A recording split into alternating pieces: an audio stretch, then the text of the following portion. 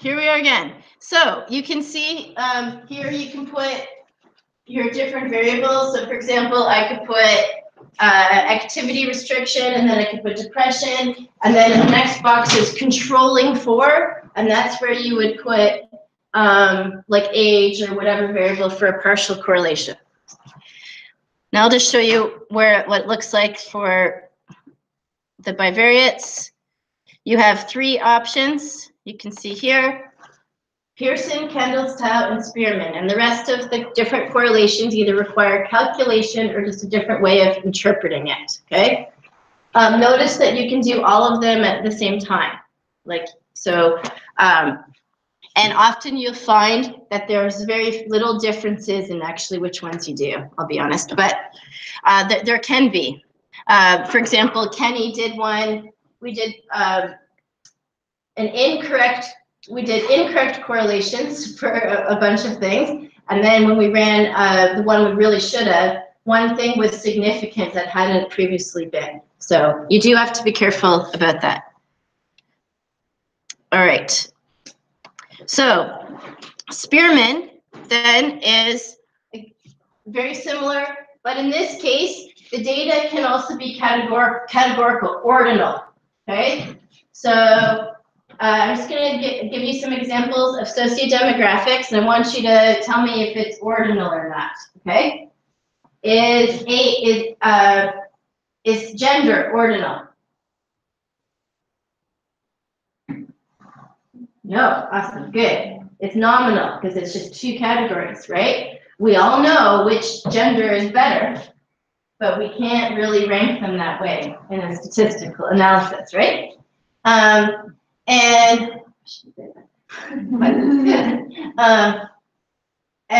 So examples of ordinal, like sociodemographics, might be like education level, age group, if it's in age groups. Activity level, like sedentary, moderately active, active. So anything where there's some sort of order. The other beauty of Spearman is that it doesn't have to be normally distributed. So in my world, to be honest, hardly any of my variables are ever normally distributed. So I use mostly Spearman. And they're very similar. So same thing, I would write that up. I set a bivariate. Notice I say Spearman's row correlation was done. I explain why, because it was not normally distributed, and I give a reference. It's important, it's really important, I hope you learn in this course, if you cite the rationale for doing things in statistics, one, it's best practice, but also then the reviewer is not going to judge you so much because you gave a citation. When you go and hand your master's thesis, it goes to 2 reviewers, and it makes it look like you're more confident and know what you're doing if you have citations, right? So even, remember, give the illusion of knowing what you're doing, at least. Okay? The illusion. Research is magic. It's all about illusions. So again, I explained that. Notice that the variable, the correlation is exactly the same. We still got the same number. Notice here that I'm not using an R. I'm using a row. Okay? So that's important. I'll be looking for that you're using the correct sign for the correct correlation. How do you do that? You can go into symbols, in Word and find it. If you're really lazy, super easy, just Google it, find one, cut and paste, stick it in, change the font. Because I have to say, the symbol function in Word is a pain in the bum. We all know that. It's the worst part of Word, in my opinion. And you can't even save, you can't even do favorites. No, I got my same Statsy ones, I always do, and depending on which computer you're on, sometimes it goes different things. I don't know. And they're so tiny too, you can't zoom in to see what you're looking for every time. Right. Yeah. Anyway, and that's also why no real statisticians use Word, just so you know, because there's many other programs that have all the symbols much easier to use, but I use it.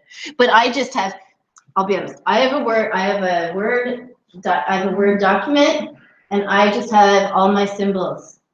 I keep them all in one, and then I open that up. It's all about being, if you're organized and, yeah, touch once. That's my view of how do you get through grad school? Touch once. You look something up, you never look it up again, stick it in something so you can retrieve it. And that also is with life. It's my new philosophy of life. Hi, Lily. Okay, so it's exactly the same thing. Kendall's tau, which I just like saying it, is another one, same thing, but in this case, it's good for data that are both ranked at the ordinal level. It also is useful for small data sets. And also, for example, in this case, Melissa as an example, she did her assignment on participation, right? Cost. Weekly participation and then barriers to cost. Like, do you find the cost of the activity prohibitive? And now, because that's only one variable of barriers, it's on is it a 5-point scale? I don't remember. It's a 5-point scale. So although that's a scale, there's only 5 points, and not everyone, I bet you there's lack of variability. Most people probably said 1s or 4s or 5s. That's how it usually goes. So in that case, she chose to use the Kendall's tau because it looked, even though cost barriers, barriers 5 or something, it kind of is a ranking because it's more of a, there's not much data in it either. So it made sense to use that one. Now, she came to ask me if it was okay to use that one. Now, if she had given me just a good rationale and provided a citation, that would have been fine for the assignment, okay? I just want you might be wrong, but if you give me a good rationale, I care about that more than the correct answers.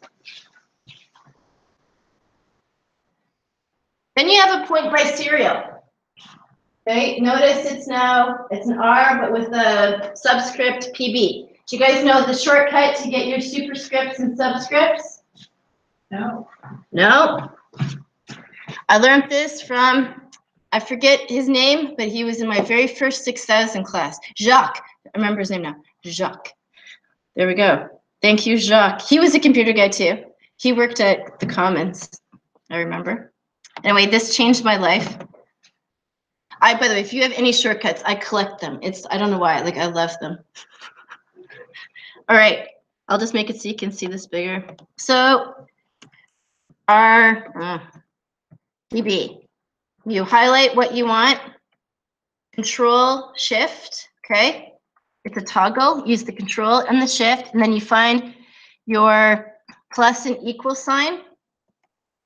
I just pushed Control Shift and the plus equal sign and it toggles up. I then push it again, just the Control and the equals, and it toggles down. So you can keep going through all the different ways of it, see? Your lab assignments would have been a lot easier. Okay? It's 11. Just highlight them all, and then you can also, yeah. Oh yeah, you can also go into fonts and just say superscript or subscript too.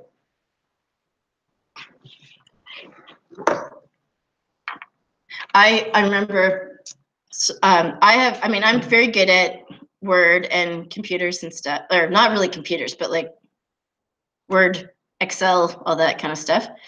And I remember one of my PhD advisors, I'd go in his office and he'd copy, go up into the file menu, select copy, go down, paste. Anyway, it drove me crazy. Anyway, finally, I'm like, Dr. Dattilo, can I please show you something? What?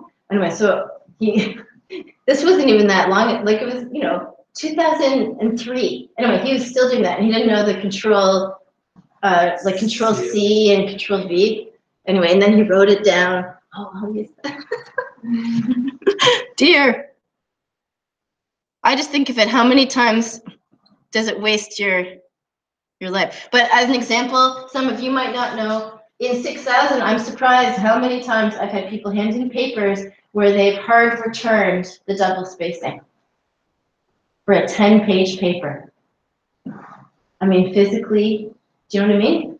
Oh, yeah. Yeah, Like manually double spaced it. Okay, think like how long? How long would that take? Imagine for your thesis. All right. Anyways, yeah. So I remember one guy. His name was Craig. I blew him away and like Control A, double space. Anyway. All right. Point by serial. So in this case, the one variable is at the scale level, and the other is dichotomous. So yes or no. So the dichotomous variable has to be discrete, meaning it's on or off. For example, sex is dichotomous. You can say you're either male or not male, or you say you're female or not female. Dichotomous variables aren't actually, so they're binary.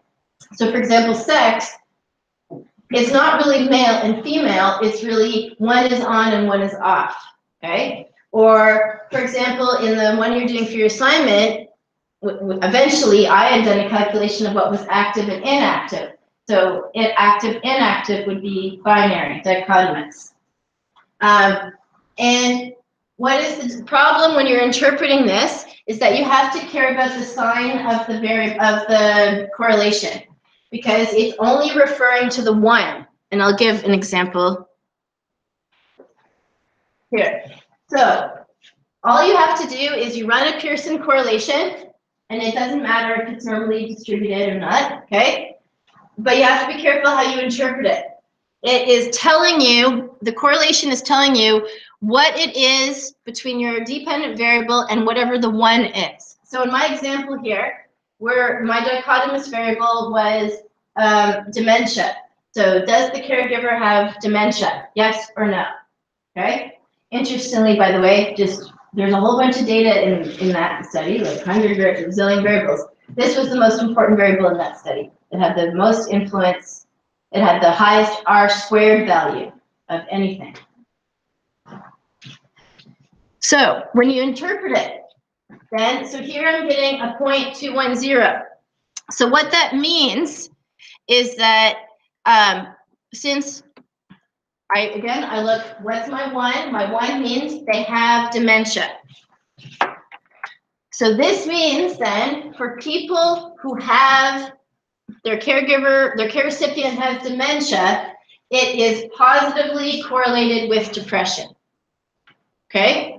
So it's not telling us what it is for the no Alzheimer group. It's only telling us what the one is. Okay? And you would have to do the opposite coding if you wanted. So if I want to find out now what's the relationship with the people who were no's, I would recode that variable to make the no's the one. Okay? So, or it might be the opposite, because it might not be the opposite, just because so you're not sure. So, and in this case, by the way, this means that a care recipient having, what's the R squared of this? Quickly. So R squared is just 2 times this, double it.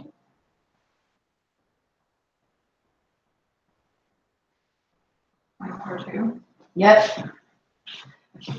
You didn't need a calculator. You just needed to do 2 plus 2 plus 1 plus 1. Okay? Get the calculators. It's okay. Sometimes when I go home, I don't do I don't think. Like, I do everything.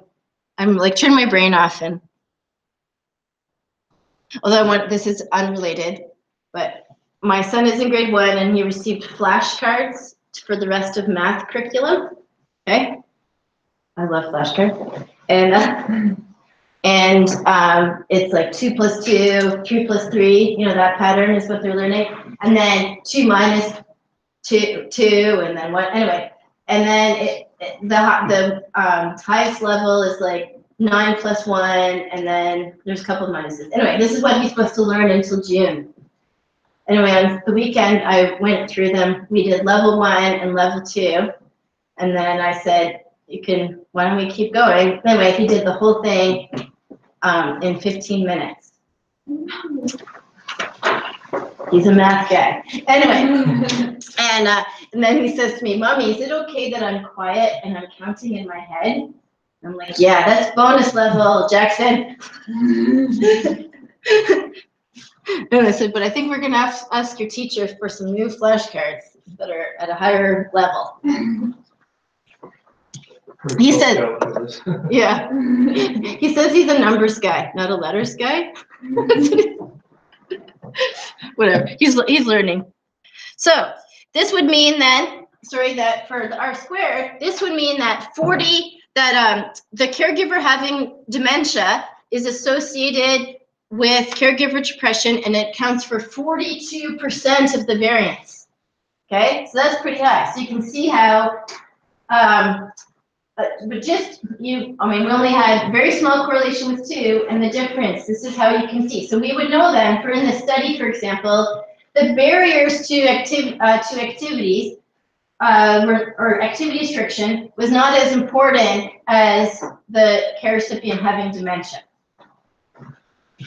And we would also know, that makes theoretical sense too. Next is a biserial correlation. Our biz goes on the end. And this is similar to the point biserial, except in this case, you take a continuous variable and you make it dichotomous. Okay? And again, it's interpreted the same thing, like you only look at the one. I'm just going to see if So I could recode, and I'm going to show you how to do this in a second. Recoding, a lot of students don't understand the power of recode in SPSS. For example, I've had students who go into their data, let's say you want, okay, as an example, I'm not gonna, my student Kenny, we're looking at income levels. And even though there's 8,000 people in the data set, there was lots of people with the lowest and lots of people with high and not as many people here, okay? Just was interesting to see who answered surveys, I think, maybe, I don't know. So I can't remember exactly what it was, but there might have even been 6 levels. There was too much, there just wasn't very many people in some of the categories. So we recoded it and we put the lowest, middle, and so we made 3 levels, okay? Some people, students, would physically go into the data and change the numbers. Okay, but you don't have to do that. You can recode really easily. Another example is Stats Canada doesn't use binary. They don't code in zeros and ones. They code, so for example, sex is 1 and 2. That's great, but that's not how you want it in statistics. So would I go into my data and for 8,000 people change it all manually? No, you can go in and quickly change. So back to our point biserial. In this case, I'm recoding depression into clinical depression. I know from that scale, by the Centers of Disease Control, depression, that's what that scale is that they say that anyone who has a score of 16 or higher is indicative of having, oh, by the way, they said clinical depression, but that's a little other. We don't say clinical depression anymore. Whereas 15 and lower is not having depression. So I could transform the variable and code it. I'm going to physically show you this, but you go into recode into you can do a recode into the same variable or a different variable. I would recode into a different, and I follow along. I'm just going to show you this now. So you go to transform. No, you don't. I do this every time. I don't know why. Okay, here they are. So you can see up here, there's recode into same variable, recode into different variable, okay? Why would I advise when you're learning how to, well, be very careful to recode in the same variable. Why? Yeah, like what if you messed it up? Then you just messed up a whole variable, right? So before you do any recoding, the rules are save your data, maybe save it as a new name, so you don't mess up. And until you're comfortable with it, it might be easier to recode into a different variable and then, just delete the variable you don't need afterwards. I do it in the same variable, but I'm confident in my skills. Okay, so I'm going to recode into a different variable. I find depression at time 1. Do I not have the right?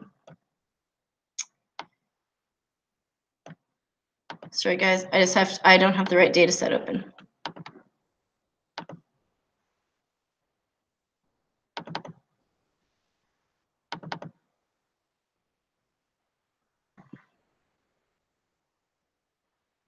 Okay. Recode into different variables. Take depression at time 1.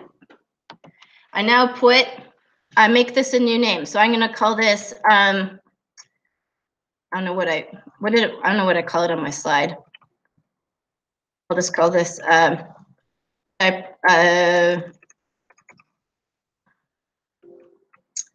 binary depression. Now, I'm not going to do this in my label right now for you, but if you're doing a really good labeling, here I would be writing 0 to 15 equals no, 16 plus equals yes. That way, when I go back 20 years from now, I know what I did for that variable. You have to click change. This is the only part that most students get messed up with. They say it doesn't work, but see how there's a question mark there? Now I hit. Now I go into old and new values, and I can say a range. I want the lowest to 15, so that's going to be 0 to 15. And I'm going to give that a value of 0 because they don't have depression. Add. And now I'm going to say I want 16 and higher to be 0. Add. And I could say all other values, copy old values. And that would get, what that would do is it would do all the 999s and all that stuff, okay? Add, continue. Don't you do this? No. My father sees that and he's always like, damn you, Bill Gates.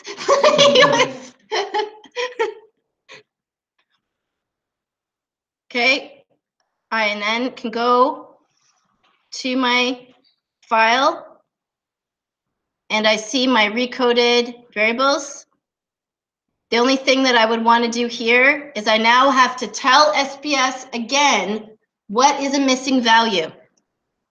So I will say that anything that is 777,999 is a missing value. Okay.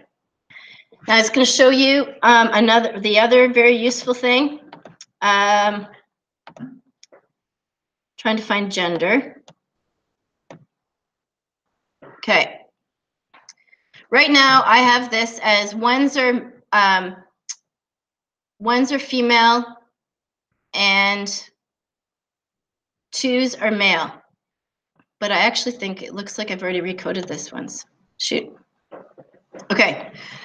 I actually must have recoded it, but not put it in the variable view. Anyway, let's put this back. Pretend I don't want the zeros. I want all the zeros to be a 2. Okay. I can recode. I'm just going to recode into the same variable.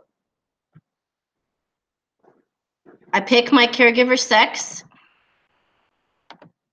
Flip it over. Old and new values. And now I can say I want all the zeros to be a 2 and add. Notice that if you don't click add and then you say continue, it won't do it. Okay, you have to click the add. Continue. Okay. And now we'll go back to this data set, and now you can see in 2 seconds all of those are 2s. Okay. I could do that. You can do it for multiple variables, like all at once. So it takes, recoding takes literally, what, 5 minutes, okay? It's a lot better than manually doing it. A lot of students will put it in Excel and then use find and replace. Also, really long time. You just recode. So,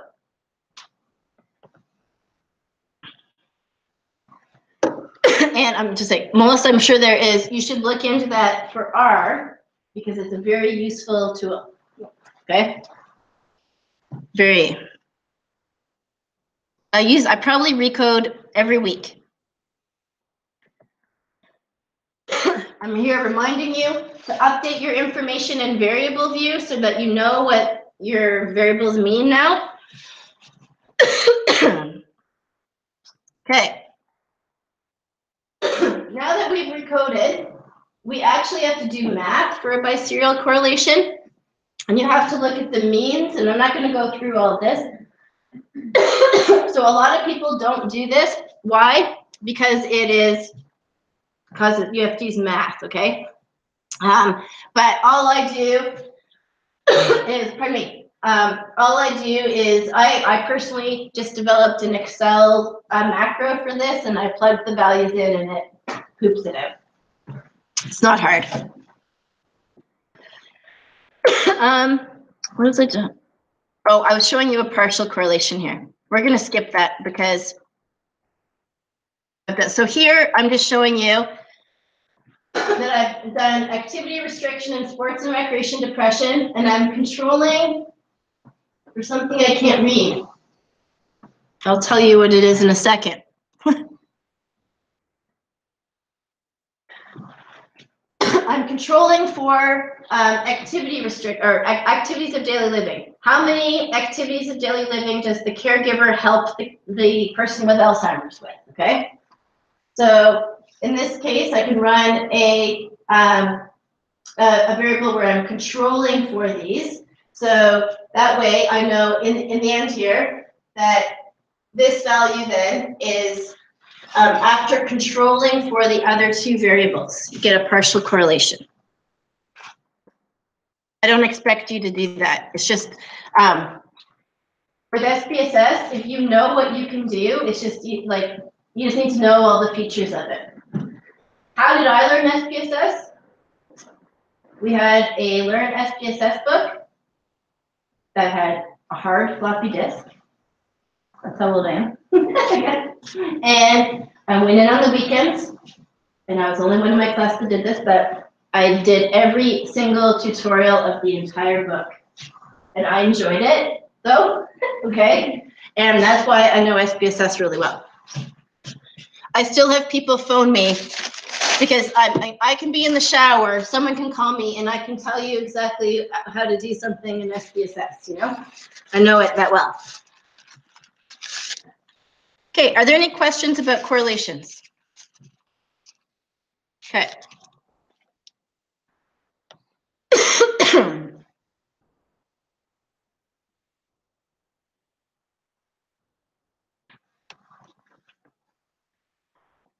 All right, we're just gonna take a moment and I want you to, we're gonna go around the room, everyone say, but like briefly explain their article that they looked at. And I want you to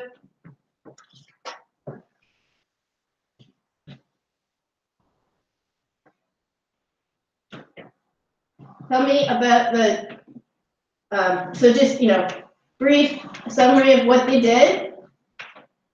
I want to know if you can tell what type of design it is, like was it an experiment?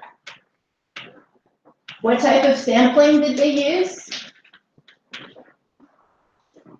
And 4, about their measurements. So for example, did they clearly define the variable conceptualization, definition, and did they clearly explain how they measured it? The operationalization, and do these match? Okay, and then we'll maybe think about your articles when we're talking about some of these threats. So I'm just gonna start with Melissa. Okay, my article was exploring gender differences in recreational and transport cycling. Okay. And so the design was a cross-sectional mixed methods approach. So they did an online survey, but they had like the quantitative questions, and then they had like qualitative open-ended questions, and they analyzed them separately. Sampling was purposeful sampling because they sampled a specific cycling organization, and their measures seemed to match between what they wanted to do and what they actually did. Yep. The biggest issue that I found was they said like they explained their measures pretty well, like over a page, but they didn't say if they came from like specific questionnaires to know if they were like valid, I guess, or like They didn't explain how their scales at all. yeah, like they said like this is the questions you're asking, and sometimes they said like this is the scale, but they didn't say if it was like a scale like the By so-and-so. By so-and-so, yeah. Okay, so they might have made up their own questions. Yeah. Which kind of questions validity. And they kept saying like, oh, refer back to this article, like from previous research. But I was like, I'd like to know in this article too. Yeah, people do that a lot. They'll say like they'll publish one paper and they go into all the details of their method, and then they say refer back. This is to save space. It's also something that reviewers, like I just actually told someone that. Like stuff, well, they had 4 pages of their methods. I'm like, you just have another study about this, so don't. And they were reanalyzing your data, so it didn't matter. But it is, I agree with you. It's annoying, like even if they just said one sentence, yeah, would be helpful. All right, who wants to go next? Garrett. So, the article that I critiqued was, active recovery, affects the recovery of the corticospinal system, but not muscle contractile properties. So, essentially it was like a new topic I know we had really looked at. Cool. The design was an experimental design, it was directly in the lab. Repeated measures? Repeated measures and all that. So it was the statistics they used. The type of sampling was not specified. Right. As usual, it was 12 healthy males or whatever, so. Yeah, we have no idea about them, so that's questionable, right? Yeah, so that was. Could be sample bias then. Yeah. It could be their friends, you know? It was literally no that in the air, and and they had, like, it was kind of questionable, the whole thing was kind of questionable, because then they like never had like a physical activity readiness question or anything like that to see if they're good for exercise, and they had like a really intensive protocol. Oh. They may have died during exercise, and you might have, there wouldn't have been nothing to say, hey, Right. we're ready. Obviously never. I'm surprised that they would, like usually that wouldn't pass through ethics. Yeah, that's true. No, they could have actually given the part to you, but just not reported it. Exactly. That's the other thing, yeah. So, but you can't, if it's in, doesn't say it, well, you assume that they're right. Yeah. So, oh yeah, the measures, they clearly defined the variables, but when they showed the results, it was, they said control variables, and like all the variables were control variables. Yeah. So it made no sense. Like how can everything be a control variable when like it's possible that you can't control for the variable? Right, and it could be what they did was a partial correlation. They're statistically controlling. Is that what you think? Maybe it could have been, Yeah. but like it never made much sense. And then they over generalized the results. Like never really found much, but then I was like, oh, like this, and this, like this could be so important for this. Then they made the interpretation that, yeah, there could be statistical bias as well. Yeah. Overgeneralization is a very common thing because they want to make it sound like their study. Like I just read one, there were 6 people in the study, it's a pilot study. They're like, this will impact blah, blah, blah, in the world. And I'm like, tone it down, like, so people do that quite often, I think. All right, someone over, you ready, Sarah? No? Okay. You can? What was your paper on? Stanford for Estimator. Okay. Oh, wow, yeah. about the intensity-dependent alternation, exactly. Okay? I guess So I same thing. Yeah. Yeah, you guys can talk about it together. So what type of design did they use? Like an experiment? Yeah, they used an experimental design. So they looked at cortical spinal excitability of the knee extensors during isometric and locomotor exercise. Mhm. They sampled from there was no sample design, so they just said 10 healthy male participants. So we can assume, if people don't say about what their sampling is, I think it's safe to assume that it's a convenient sample. That's how I interpret it. So meaning that they got undergrad students or grad students to do the studies, what most of our assumptions would be. They did one-way ANOVAs and repeated measures for their statistical analyses. They defined all their variables, though I didn't like one of them. Yeah, they defined all their variables well. They talked enough about what was in the literature and what needed to be addressed in the future. Okay. So you didn't see me too many awfulness about it. No. Good. That's all right. All right. Then you're ready. Okay.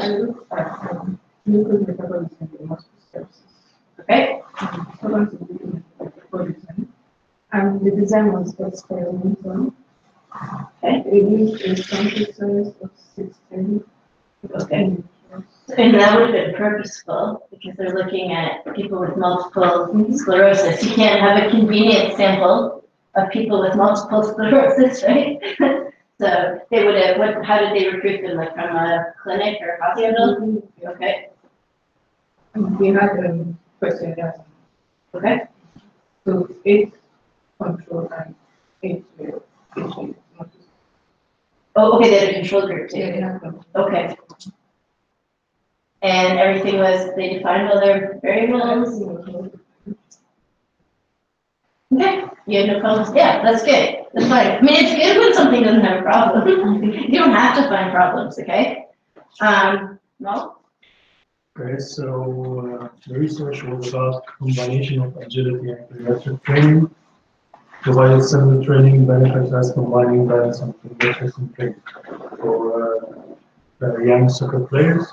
So since they did like experimental by picking 57 young kids in a club, and they divided them into 3 groups. Purpose sampling. Okay. So they recruited from a football club and they divided them into 3 groups. Great. One did the agility, one did the balance, and one control group.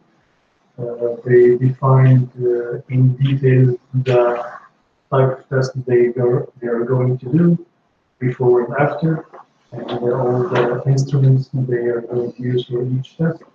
So I think And were they doing a specific like exercise protocol? Yeah. Yeah. And did they also define all of that too? Yeah. Because it's important. Yeah. Yeah, people, I mean, usually I see it good, but when you're doing any like actual exercise training, you have to, I mean, that's your intervention. You have to say like how many reps, how long, you have to explain the whole thing because they wrote what kind of progression they're going to start with. Okay. Well, this was the progressive. Yeah, I've read this article, so yeah. So good. All right, Leah. So my paper looked at the effects of a band move on lower extremity muscle activity and kinematics during The effects of a what? Band move. What's that? So it's just like a circular band that goes around the distal portion of the thighs. So Okay, like a rubber band. yeah, like Yeah. so the design was a mixed model repeated measure, so an experimental design. The sampling, I assumed it to be convenient sampling, we didn't see. And the measure, so they had, their 16 participants were divided like into 8 that were identified as like trained and 8 that were untrained. And how Trained being, how did they define Yeah. if someone was trained or untrained? trained being like that they had experience with barbell back squatting, whereas the untrained had no experience, but they knew how to do a body weight squat. So that was their untrained. And they had a control day with like the no band squats, and then they had their the day where they actually incorporate the band and the distance. Yeah. All right, do you find it good? Yeah. All right.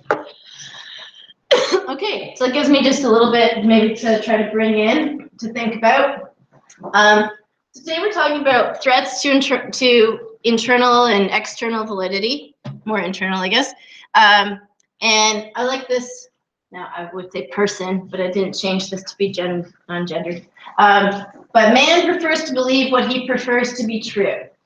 And what we mean by that is that in an experiment, everyone is biased. I mean, in any study, you're biased. And you will find the results that you're looking for if you're not trying to be a critical thinker and trying to ensure that there's no alternative explanations. So, to start with, we're going to be learning more about this, but this is a design notation. Not everyone uses this. It's not like a standard thing. It's just a way of teaching experimental designs so that you can understand them. So what we do is X denotes the experimental treatment or independent variable, O is for observation, and R implies random assignment to groups. So we have to remember, in just a second, I might be talking about this in a couple of slides, I don't remember. There's a difference between sampling and assignment. Random sampling is taking from your population and randomly sampling people. Once you have your sample, regardless how you got it, it could be non-random or random. If you're doing an experimental design, you can randomly select people into your control group or your experimental group. This is obviously if you're having two group designs.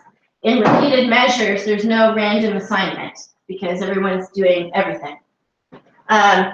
So, for example, I could have convenient sampling where I take a bunch of students who I'm going to give extra credit in my class to.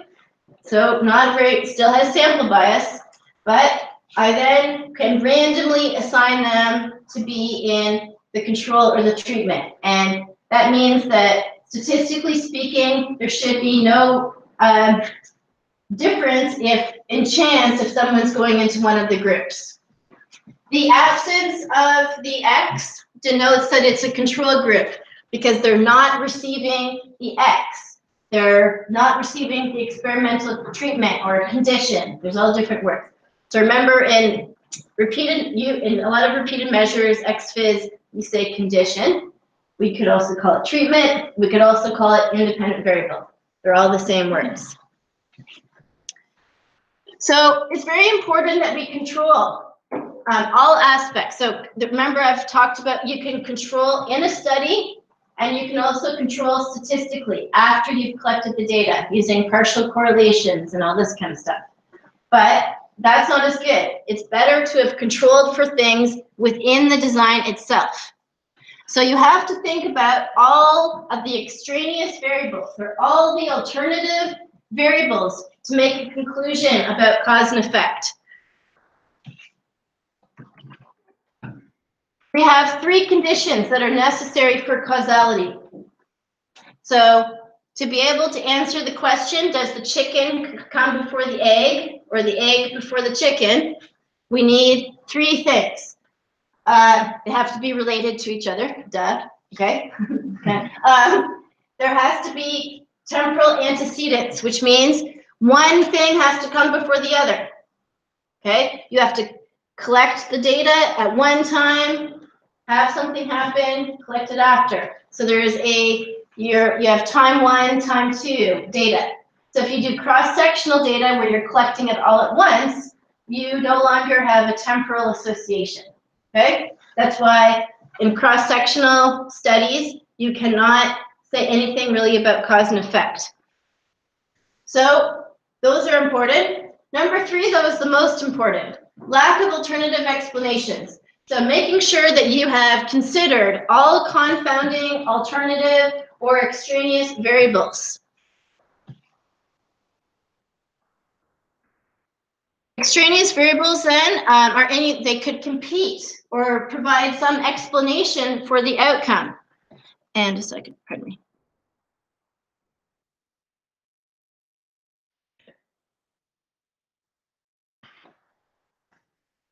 So it could be anything that then is going to influence our outcome variable. And it could also be varying. A confounding variable can have influence on both your independent and your dependent variable. And I'm going to give an example here. Let's say we know there's a correlation between coffee drinking, okay, and the likelihood of having a heart attack. Okay, do you guys know why? It's not because it's nothing to do with caffeine. It is actually a lifestyle factor. That is the third variable that explains both coffee drinking and heart attack. Is it because people who drink coffee usually also smoke? Correct. There's a high relationship. So we could conclude that coffee, so what would really happen in the news? People would say, coffee drinking is associated with heart attacks, blah, blah, blah, Tim Hortons would be sad. But we know that cigarette smoking is related to both of these variables. Individuals who drink coffee are more likely to smoke, people who drink less coffee are less likely to smoke than people who drink a lot of coffee. And we know that there's a relationship between coffee drinking and heart attack is more likely than due to a third variable, smoking. So if we really wanted to study the effects of caffeine or coffee drinking on cardiovascular health, we would have to account for cigarette smoking.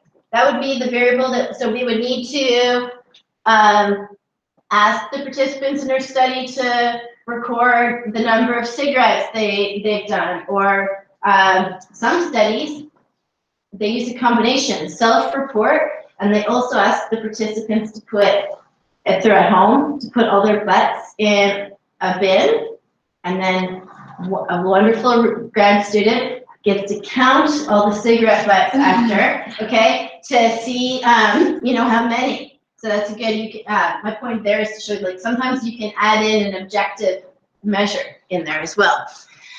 Also nowadays, there's even smartphone apps. The person can just pull up their phone, click on a button, and it sends data to the researcher saying, I'm having a cigarette right now.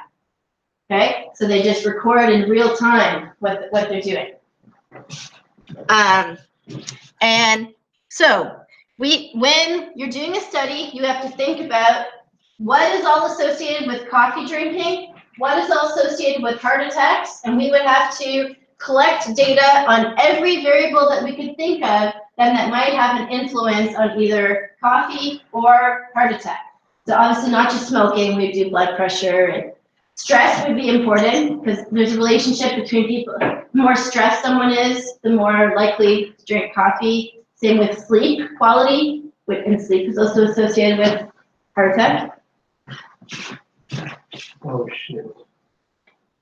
Yes? I want to die. Oh, okay.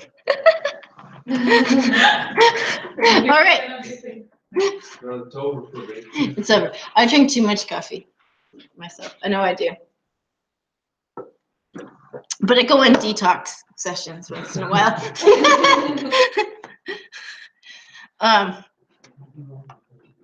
I could probably plot. I think that'd be interesting. If I plotted like my coffee drinking habits over my lifespan, it like relates to different events of my life. You know, like finals. And then grad school was kind of high, and then it was normal. And then after children coming back off mat leave, like woo, Well, it's like way up here. It's pretty hard to, one day you guys might have to do this. You have gotten 3 hours of sleep and you still have to come in at 8 in the morning and give a lecture. You don't know anyone's names and you forgot every word that you ever learned. So anyway, other methods of control in a study is random assignment. So random assignment means that we've randomly assigned people to the control of the experimental group, which means that the likelihood there's an equal chance of should be fairly similar to each other. Deception is also used. So deception is when you lie to people. Okay? Can anyone think of the most classic deception type of study? It's in medical. Placebo? Placebos. Ding, ding, ding. Good job. So, placebos. They, in a drug study, they give the control group is given a sugar pill that looks exactly like the other pill, the placebo. They take it, and then the experimental group actually has the real drug. Okay? And that way, and here's something very interesting. I love placebo effect. It's an effect in all itself, and it's very important, and it can have therapeutic effect actually. So we know that a placebo versus like the real drug, for example. Let's say, I don't know, whatever outcome variable is, it doesn't really matter. But even with the placebo, the sugar pill, it will account for 20 to 30% of increase in positive outcomes. Okay? Someone thinking that they are taking a pill improves their health by 20 to 30%. Isn't that cool? Okay? That's why, as an example, when I work with people with like chronic pain or health problems, and they'll say to me, they're trying some new herbal thing or some new treatment or something. They're getting Reiki, I don't know, all these weird, stuff that we don't know if it really has positive effects. I never tell them that, I never would say to them, actually the literature shows that it doesn't have any positive outcome. I always say to them, do you find it helpful? Yes, I think it's working great. Well, great. Well, then they're at least improving probably by 30% because their brain thinks they are. Okay? I told you that I've done studies on my husband. This was one of them. Around 2000, ginkgo biloba was very popular. It just became, you guys heard of ginkgo biloba? No? Okay, just a herbal supplement. And it came out as being important for memory, to improve your memory.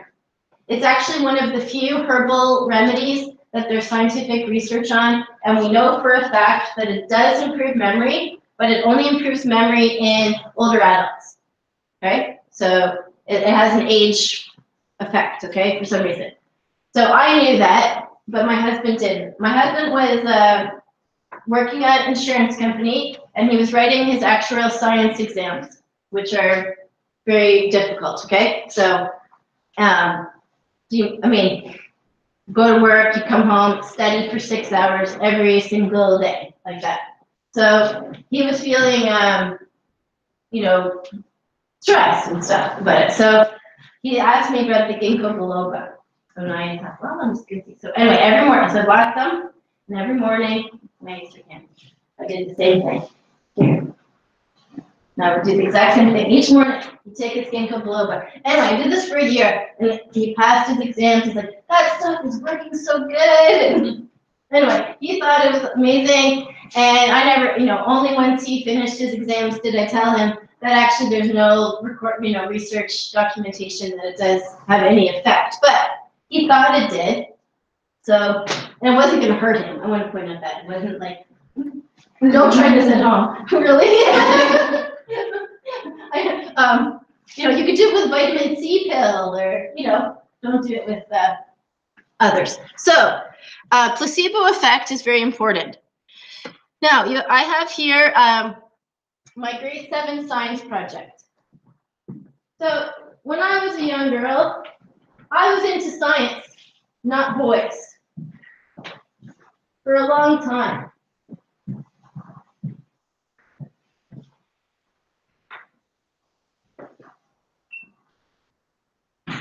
And I'm sure all women will. The boys who are attracted to your geekiness, they're the best ones. Okay? So, in grade 7, most of my class was studying the differences between absorption of diapers, but I had a little bit of a different take. And my friend Teresa, we were really into the environmental causes. We met David Suzuki and all this, and we were into that. So we did the effects of acid rain on bean plants. Okay, this would never be allowed now, but we were given sulfuric acid. We went to the high school and we went into a lab and they gave us all these sulfuric acids. I don't know what. Anyway, I'm sure they wouldn't do this anymore. And so we had different pH levels. So we had like a neutral, then we had very acidic, and we had, alkaline. And then we had different plants in each of the different pH groups, and we watered them and sprayed their leaves and everything with this. And of course, the ones that were acid rain did not grow well. Anyway, that was my first experiment. So we did this at my house. My parents were very patient because there were bean plants everywhere, every window, okay, everywhere. So we had to control for some different things. What are the variables that we had to think about in terms of our design to control for? Sunlight. Yep. So now we didn't have a greenhouse or anything. So, and we couldn't get all the plants at one window, but we did our best. But what we did was we rotated the plants each day so that each plant would have, get to be in the front. Okay? Melissa's looking at me like, this is so awesome. Okay, what else? Yes, temperature. Yeah. Okay. So now we couldn't really record the temperature, and my parents weren't going to let us just, they wanted to be able to change the temperature of their house. So each day we recorded the temperature. Okay, at least so we could live with that. What else? Water. Yep. So we, obviously used a measuring, beaker, and we were. So easy. I remember us pouring the water, holding it up with the meniscus, and by the way, we had white lab coats and everything. Like we were so into it. See, I've got pictures. It's that. And I also had a permed mullet. Okay, some people don't know what a mullet is, but anyway, look it up. No, is it business in the front, party in the back? Yeah. It was good. All right. So my water, what else did I have to? What else affects the plant's growth? Food. Yeah, so the soil. We bought the same type of soil, one big bag. So we made sure the soil all came from the same bag.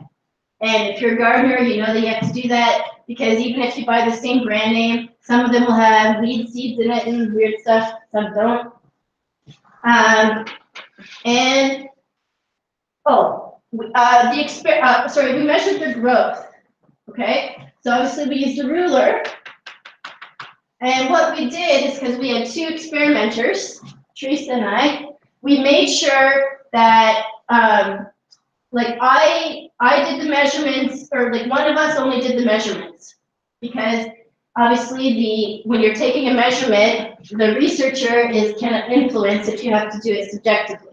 So we each did that as well.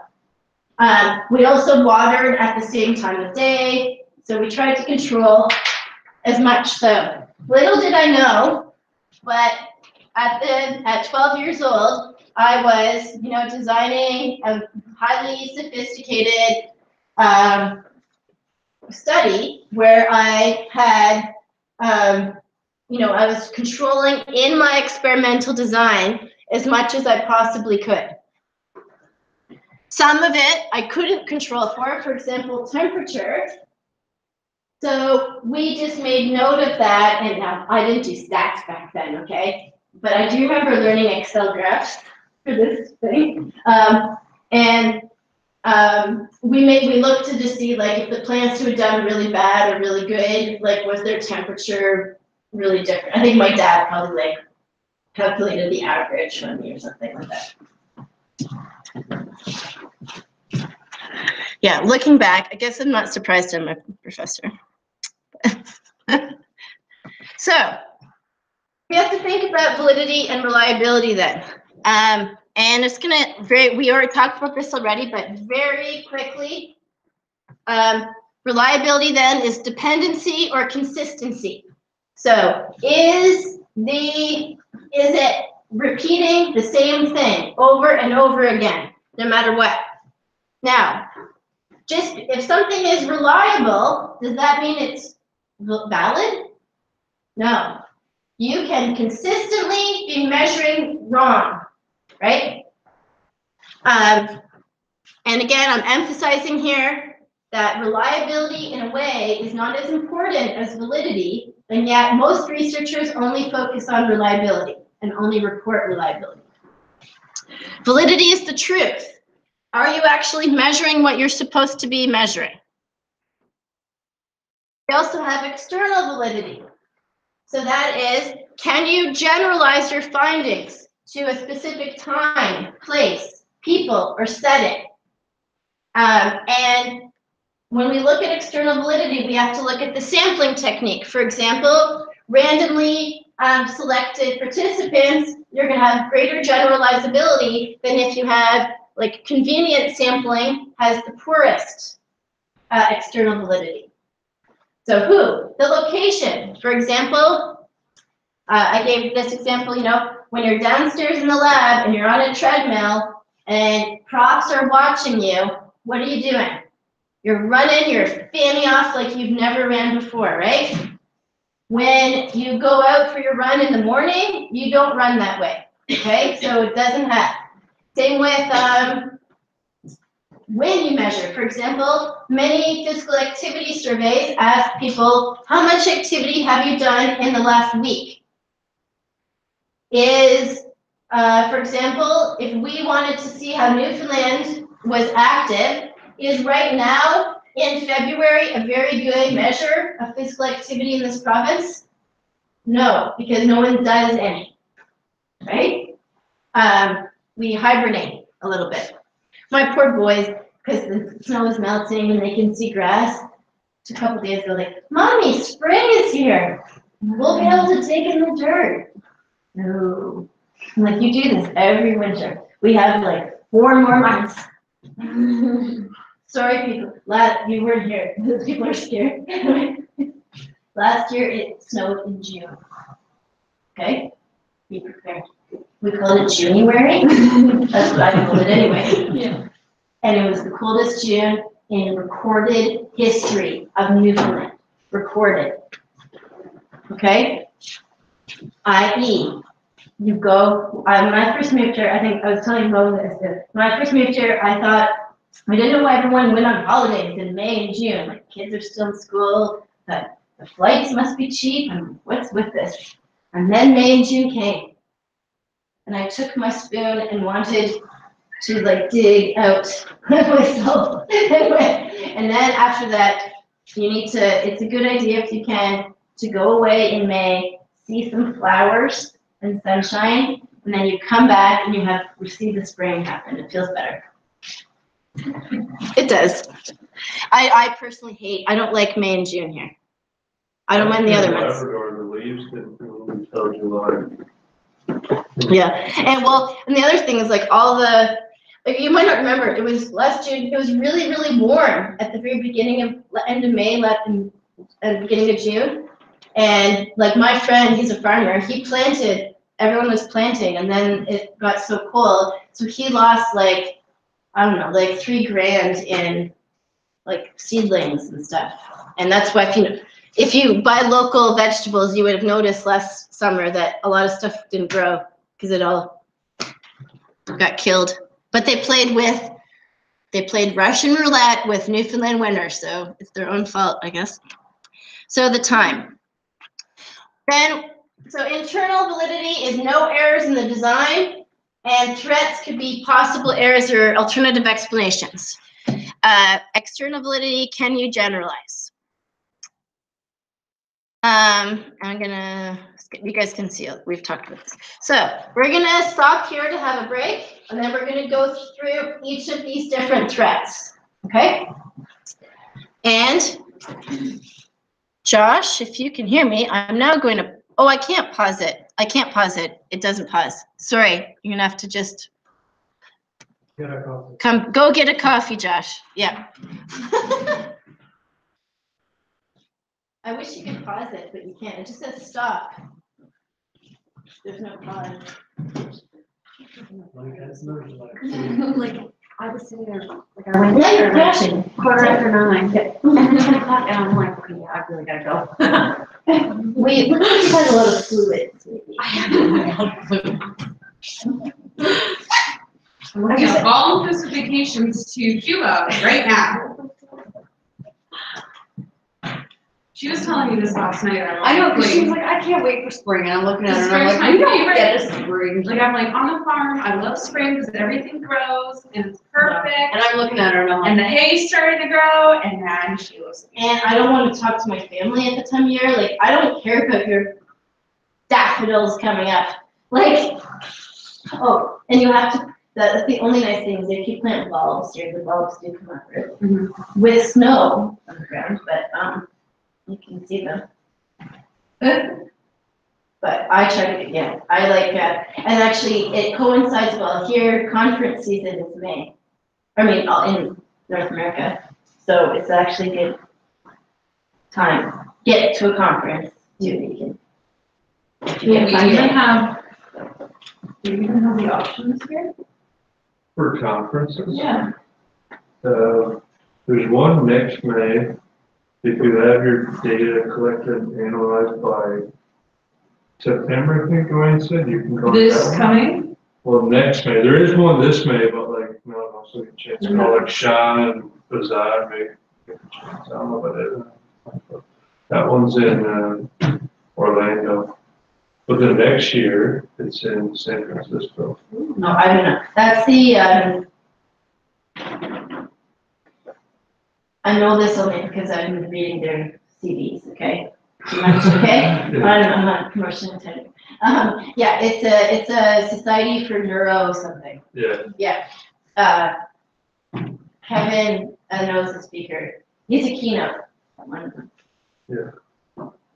So, those guys are good. They always try to get they've got, it all depends on if people are funding, but they try to get, at least you have one conference trip in your time. Wait, is there something about one in the summer too? That one, you know, the one in Ontario? What, CSEP? I don't know if it's CSEP or not. CSEP's always in November. No, I don't think it's CSEP. There's one in Those the at the end of summer. October. Oh. And last time was in Niagara Falls. Again, I just read this. I've never been. Actually, that's not true. I presented at CSEP. It was here in St. John's. Okay. That's true. And it was a long time ago. That long ago? I had About 4 years ago? I didn't have kids. Really? Oh, it might have been here twice. Maybe, I don't know. I thought Ron Benson went to it for some reason. I didn't have kids, and it was my very first grad student, my first two grad students that presented. I did one presentation because the guy was getting married. George Manley.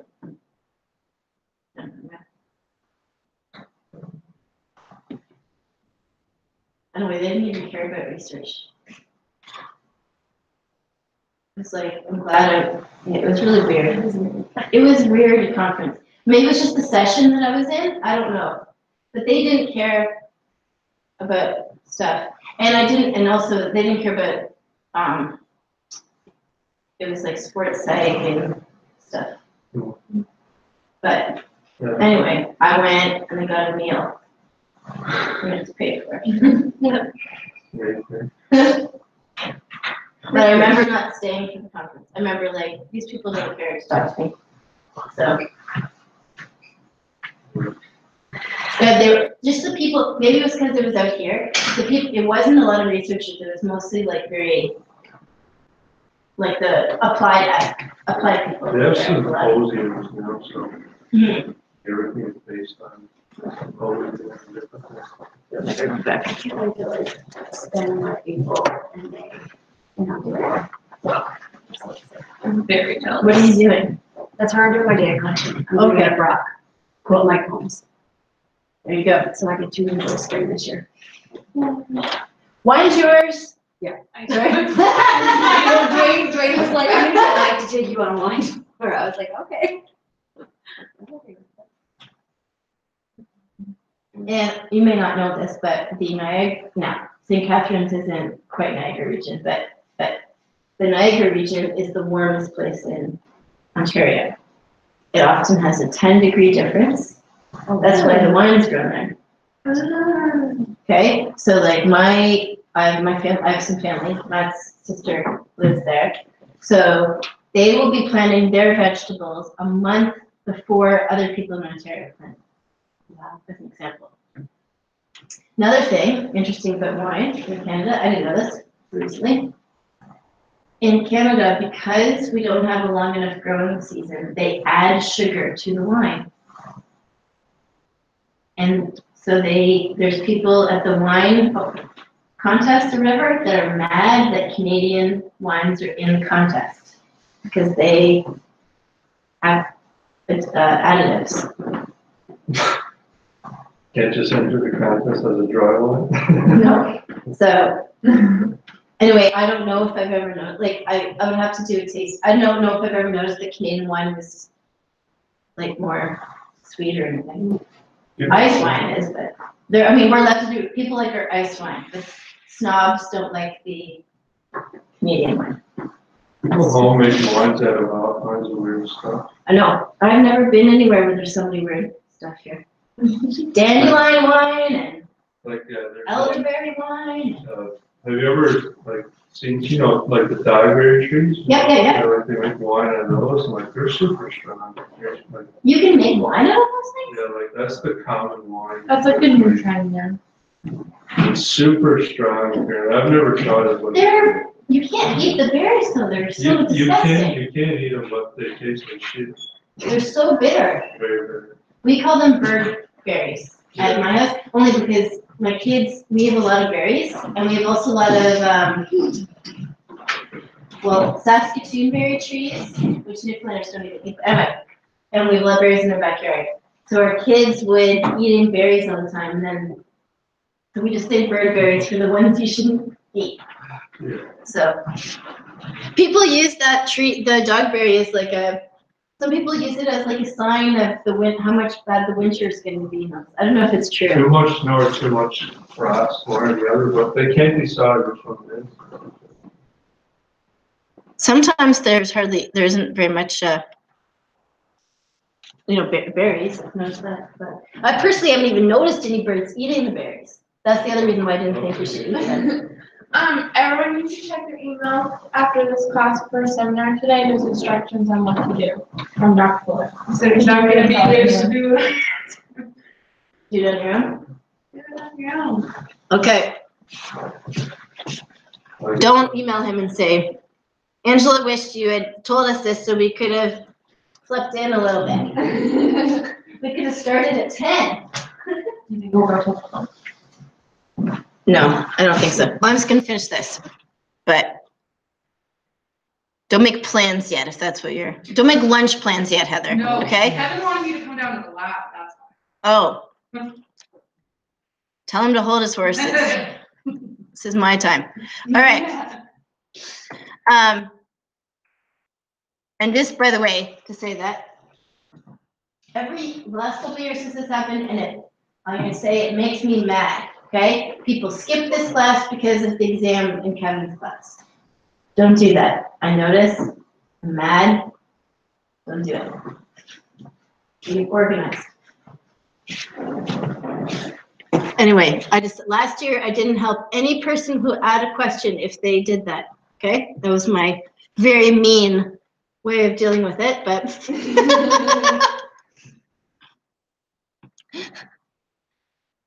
And I have to, by the way, Kevin doesn't ask me, but I ask Kevin when he's having his exam so we can coordinate that, okay? And you better watch it. Kevin always has the exam, not during the exam period in those 2 days, but I think that's when the grad conference is going to be. So he's not always organized about that stuff, okay? Like he's just less mad. All right. So different threats to validity. On your next journal article critique, you have to choose an article that uses an experimental design.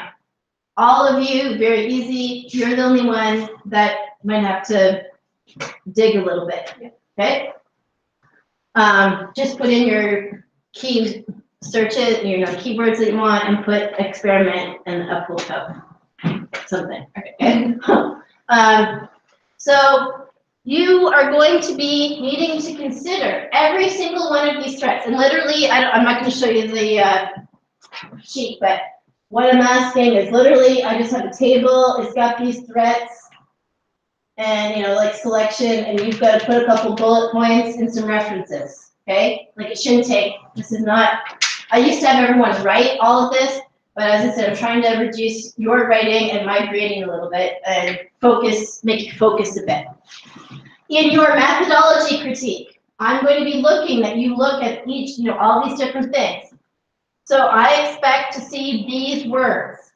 I also expect that you do the readings that are posted on D12 about this, and you can also use those to cite, okay? So selection bias is when, so again, selection bias means it's not about sampling bias. Selection bias means there's bias in putting people into the control or the experiment. So they're not equivalent groups. So it means that they might not be equivalent at the beginning of the study. For example, I've seen this, sometimes you might see, it might be just by chance, but the control group might have an average age of 40. The experimental group, an average age of 25. That's, something's wrong there, right? So that would be selection bias. There's something that is different about your control and experimental groups, and whatever that something is could have a big impact then on one of the alternative explanations. It could be the thing that changes. So, and this is a silly example, but if I, for example, was I recruited participants from the Works and the Y, okay, YMCA. Now, some of you might not know what that is. The Works is here, the Y is over there. And if I said the Works was my control group and people from the Y was my experimental group, there could be selection bias there. Why? What kind of people use the Works? Students, highly educated, okay?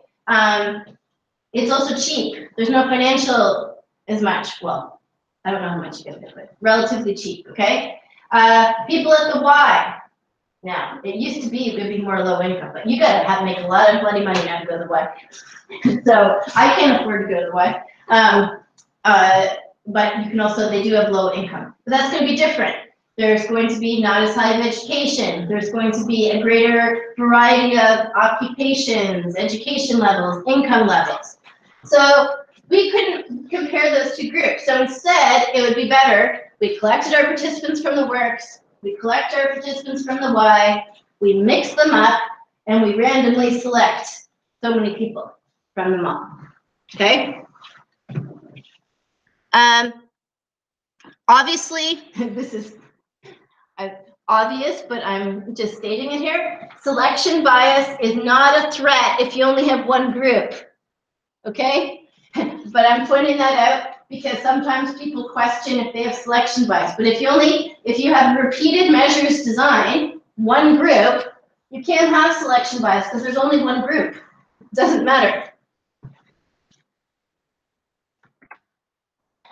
So if people are selected with random sampling as well as random assignment, then they should all have an equal chance of being in the treatment group. And another thing is sometimes you have to be careful. Sometimes people self-select which group they're in, okay? And that can be an issue as well. Another one will be, I was going to show, I see this one a lot in medical research, but they'll have, your control group and your, I'll say, experimental group. And let's say they're doing some type of medical treatment. They might have selection bias because they can't randomly assign. Maybe the people in the experimental group, let's say it's cancer treatment. They're trying a new form of cancer treatment. Maybe these people are so severe with their cancer that they need to put them in the experiment because it would be unethical to not give them treatment, okay? The control group might be people where their cancer isn't as far along or something, okay? So you're gonna have selection bias here, but there's you can't do anything about that. I mean, you can't tell people you have to hold off and you're gonna maybe die, So you put them in that.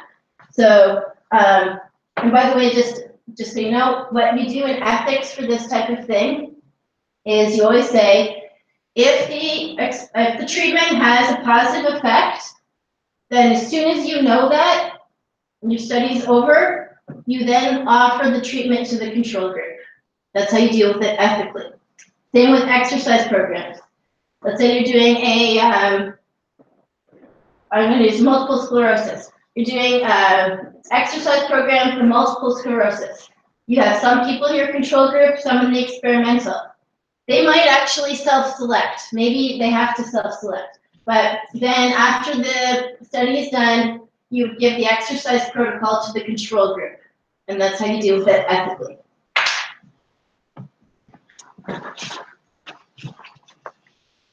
So the best way to solve for selection bias is random assignment. I've already talked about this, but another one. So this was my example. The other thing, it could be, what if I have elite athletes in one group and my control group is low and moderate? Selection bias, okay? That's why it's important to define, you want to do your very best to make sure that in this case, they have not controlled for athletic ability. So you would want to have all high athletes, or maybe there's a reason why you want high athletes and then your control is recreation athletes. That could be possible too.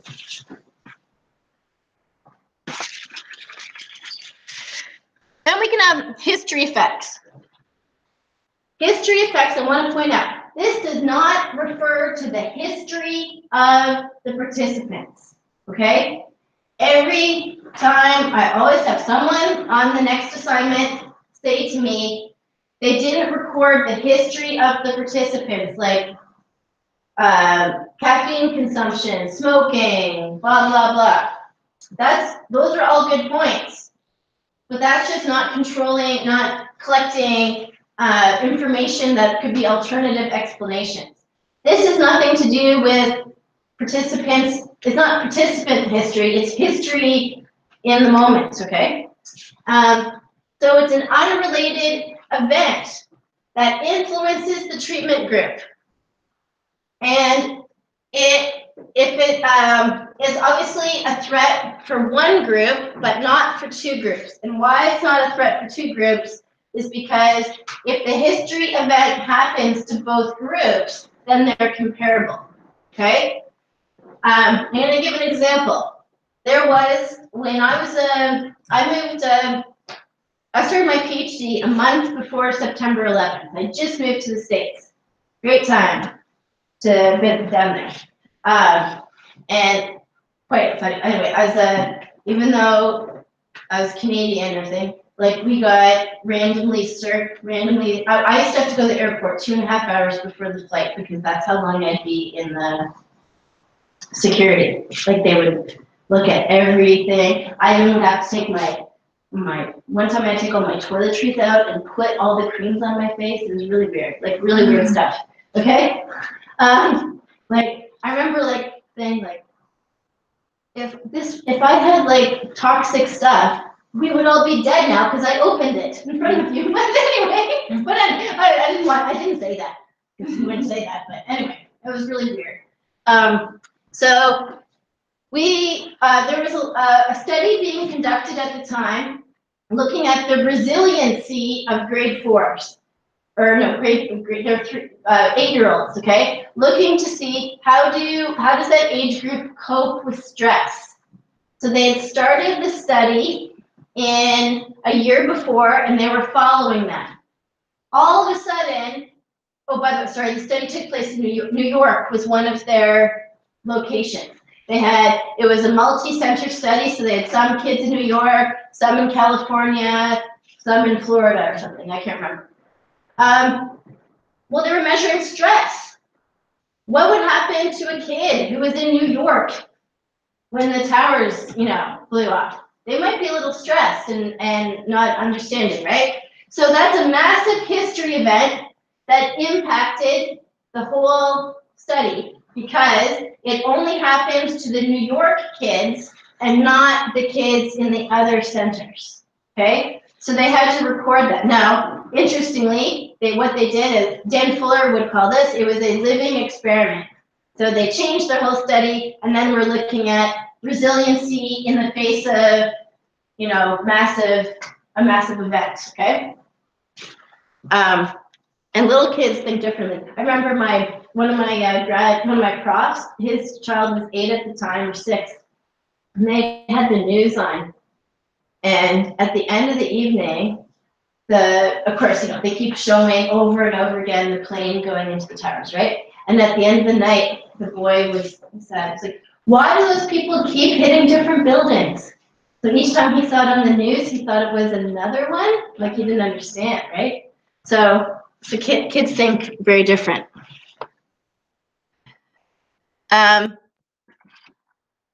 So if you have a one group, pre-test, post-test, or repeated measures, or longitudinal, with this treatment effect, there could be a difference then in pre-test and post-test scores. It might, if you have one group, like for example, in this case, they collected data on those kids, then 9/11 happened, and then they collected more data. Well, they can't say that the difference between pre and post is actually related to anything. It could have just been related to that history event. If, however, it happened to all of your groups and all of the participants, then you don't have to worry as much, because if there's a difference between pre and post, and you don't find that in your control group, then it's not the history event that was influential, okay? So again, this has nothing to do with the history of participants. This also could be errors. Another example is, I'm kind of fudging this example to make it more fit my story, but Fabien was doing a study looking at metabolism, and he had collected a whole bunch of, he had blood samples, okay? Now let's pretend that he had a colleague in Montreal that was also collecting the data, okay? And of course, you put, when you collect blood samples and everything, you have to put it in a special refrigerator that's labeled as biohazard. And by the way, when I worked at, when I did my postdoc, we did a brain and blood sample for centenarians, and the fridges were beside each other. like the bio one and the food one. And I once opened up the wrong, like I opened to put my lunch in, I like opened this up, and there's all this like brain and blood tissue. It's like, I'm like, do you think they should put the fridges in different? Shouldn't have the snack fridge beside the brain fridge. Anyway, and I meant to, like, there was bio signs all over it, but you know when you don't always like pay attention. So, or maybe they should have been locked. Like, you just opening it, I could have touched them, I don't know, not very good. Anyway, so pretend Fabienne is doing a study and someone else is in Montreal doing the study as well, and they're pooling the data. Well, some years ago, they were doing electric testing in this building. We were given a note that said, hello, it's Friday, it was Friday. Tomorrow we're turning off the power in the phys ed building for 24 hours. Fabienne was away on sabbatical, did not see, I forget, like, it took him, I think he did save it because they got a generator in, okay? By the way, if you ever want to see, if you ever seen Fabienne mad, that would have been. Anyway, but what would have happened if some of his samples had been contaminated that way where they were in the pool? Then that would be a history effect, I mean, not just an error, but what if he didn't even know that it happened and then the power went on? That could have easily happened and might have influenced the study. So something, these are other little silly examples, but, here's a similar thing. Someone was doing a computer-based instructional study in education in the school system. And some of the sample, not all of them, missed some of the post-test because of a power failure in the school. Well, there's nothing you can do about that. So history effects aren't anything that you can control for. They just happen. But you have to note that in your study, your limitations that you have to talk about. Here's one. This stuff happens a lot in health promotion. What if I developed this amazing stop smoking cessation workshop, and all of a sudden the federal government decided to blast a stop smoking campaign? Or another example, last year, some people have been studying, let's say, violence towards women. I don't know if anyone, you guys might not even watch cable TV or anything, probably, but on the commercials all the time, and there was a New Flame commercial that was like, it was a boy and a dad, and they said like, you teach your children everything, you teach your children to treat women with respect or something like that. I don't know. Anyway, so that would have messed up my study, because how do I know that, for example, my Stop Smoking wonderful program, was it really that worked, or was it because there was all these ads on the TV? I don't know. Maturation.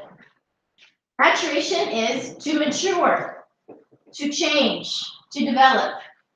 So this could be any biological, physiological, or even emotional that makes people change over time. Okay?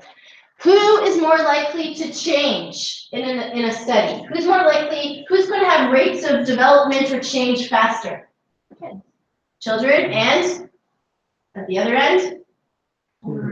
Yeah, they go the other way, but yeah. Okay, so we don't develop that much, but a child can develop drastically in a short period of time.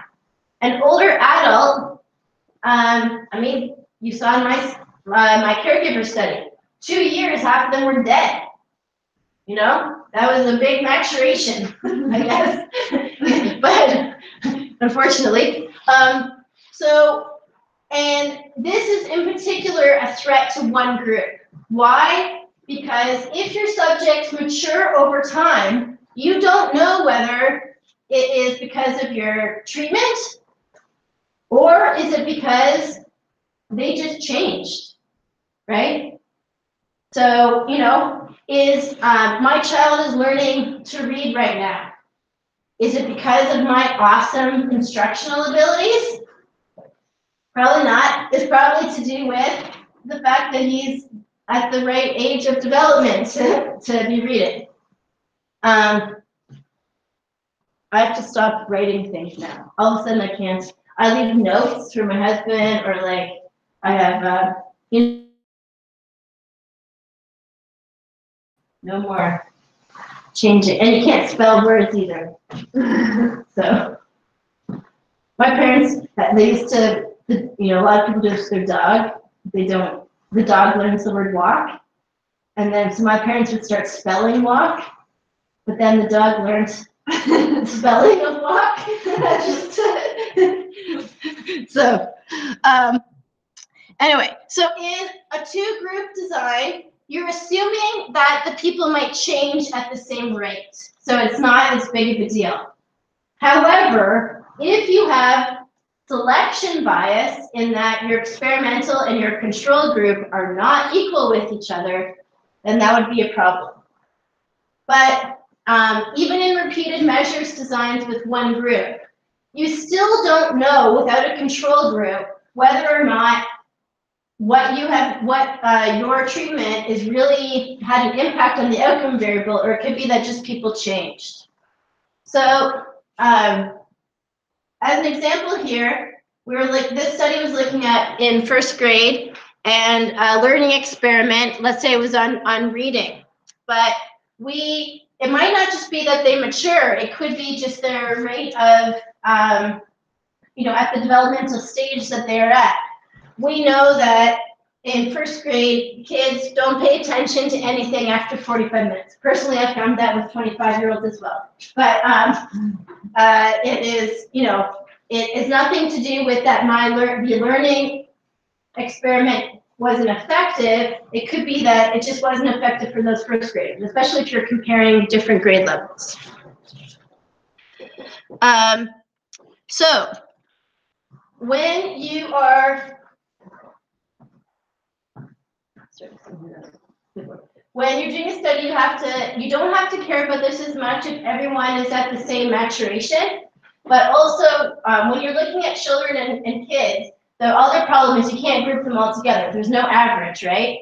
Like in my kids' class, you know, there's some kids that look like they should be in daycare still. They're little and got big. They're all different developmental ages. I'm always going to snoop at all their drawings. Some of them look like, I don't know, scribbles, and some have like beautiful details already. So they really change, they can grow at different rates. So you have to consider that. And that's also why, would you do a study, let's say you're doing some sort of study, you wouldn't compare first grade, you're not going to put first grades in your control group and fourth grades in your experimental, because then they don't have the same maturation rate.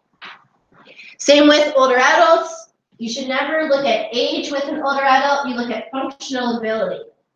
Because you can have a, I actually don't know why we focus on age with older adults, because an 80, it's actually called functional age, is actually the term for it. It's better, you guys, I know people who are in their 60s who are using a cane and have very poor mobility. I had a neighbor who was shoveling the snow until she was 98. Okay, we used to have to run, my husband would be trying to run, Marie would always be the first one out on the street. With her. And my husband would be like running out like, oh my God, she's gonna have a heart attack right here. Anyway, but I think that's probably why she lived to 101. So she lived in her house until 99. Awesome, Marie. You guys heard about Marie in my social psych class too. Instrumentation. So this is very important, and this is very applicable, especially to exercise physiology. It can happen when the instrument changes, the measure, how you're measuring the variables. So the measure can change. An example, if you're doing an observation or you're recording things about anything, you can become more skilled. You as a researcher are going to get better at measuring things. For example, I don't know many of your tests, but okay, like you're doing some sort of flexibility test with people, right? And I'm sure you have to measure stuff, I assume. Is that right? Do you have a ruler? I don't even know what I'm talking about. Give me an example of a test. Okay, no, not that one. Not so objective. Like a flexibility thing where you might be measuring like how Counter movement jump height. counter movement jump height. Okay, so you're measuring how high they go, and I'm sure this is like visually what we're doing it. Okay, well there's some type of yardstick or something. Yeah. Okay, so the first time you guys did that, you probably sucked at doing the measurement. Okay, you probably weren't accurate. As you go on over time, you're going to get better and better, and therefore it's you that has changed, not the measure. That's why we make people do pilot studies so that they get more comfortable. And you know, it's important to do some practice runs. That's also why typically you often drop your first data collection out of the data because it might change over time. Other examples. Fabienne and I were trying to do this one study. It was very applied, and I think it was a 4610 project. So I can't. It was a long time ago. But the works had developed a new program where, kind of like what you guys have for as students, where staff, like I get a discount to use the works, and they were trying to link it to employee health. So they collected people's some health indicators before they started using the works, and then after, yeah. Well, we ended up, I don't know who the supervisor was, but anyway, we ended up not even being able to do anything with the data because we then realized that when they were taking the participant's blood pressure, not the same participant did not do it, okay? Or sorry, the same researcher did not take so it'd be like, Melissa took the blood pressure for 5 of the participants, and then Leah went and took the blood pressure for the other 5. No, okay? It's very important when you're reading your articles, does the researcher say that the same researcher collected the data? That's very important. The equipment can change. And this can be not your fault, right? You're down in the lab, you're collecting data, you're measuring weight. You have everyone go on the scale, right? The scale explodes one day, okay? And you got to get a new scale. You have an instrumentation effect then, because I know it's weight, it should be fairly, but you should make note of that. Technically speaking, your instrument changed, and there could be then differences in how that instrument is measuring. The reliability can also be reduced of the study, and there could be a lot of reasons for that. But you have to make sure about that. Does your instrument stay the same? Next is testing and learning.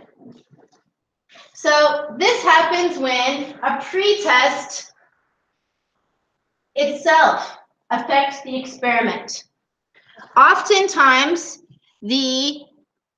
whatever you're measuring will actually prime the participants to do better, okay? The first time you have a person do a whatever jump, right? They might not be very good at it. And then the second time they do it, they might get better and better. Then over time, they're gonna get fatigued. It's gonna go down. So, but the fact that they even did the first jump triggers a learning effect. And an example is,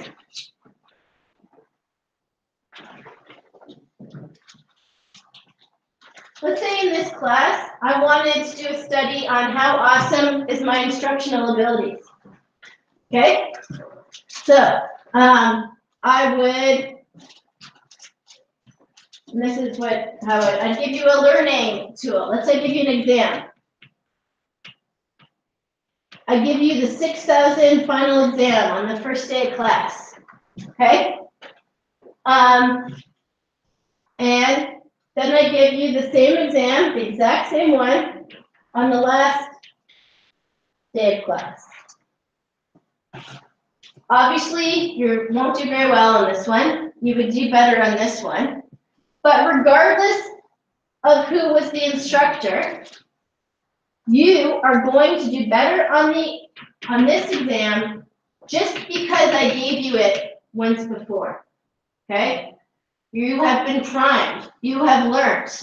Even if you knew absolutely nothing about any of the words on it, you will do better because you saw it before.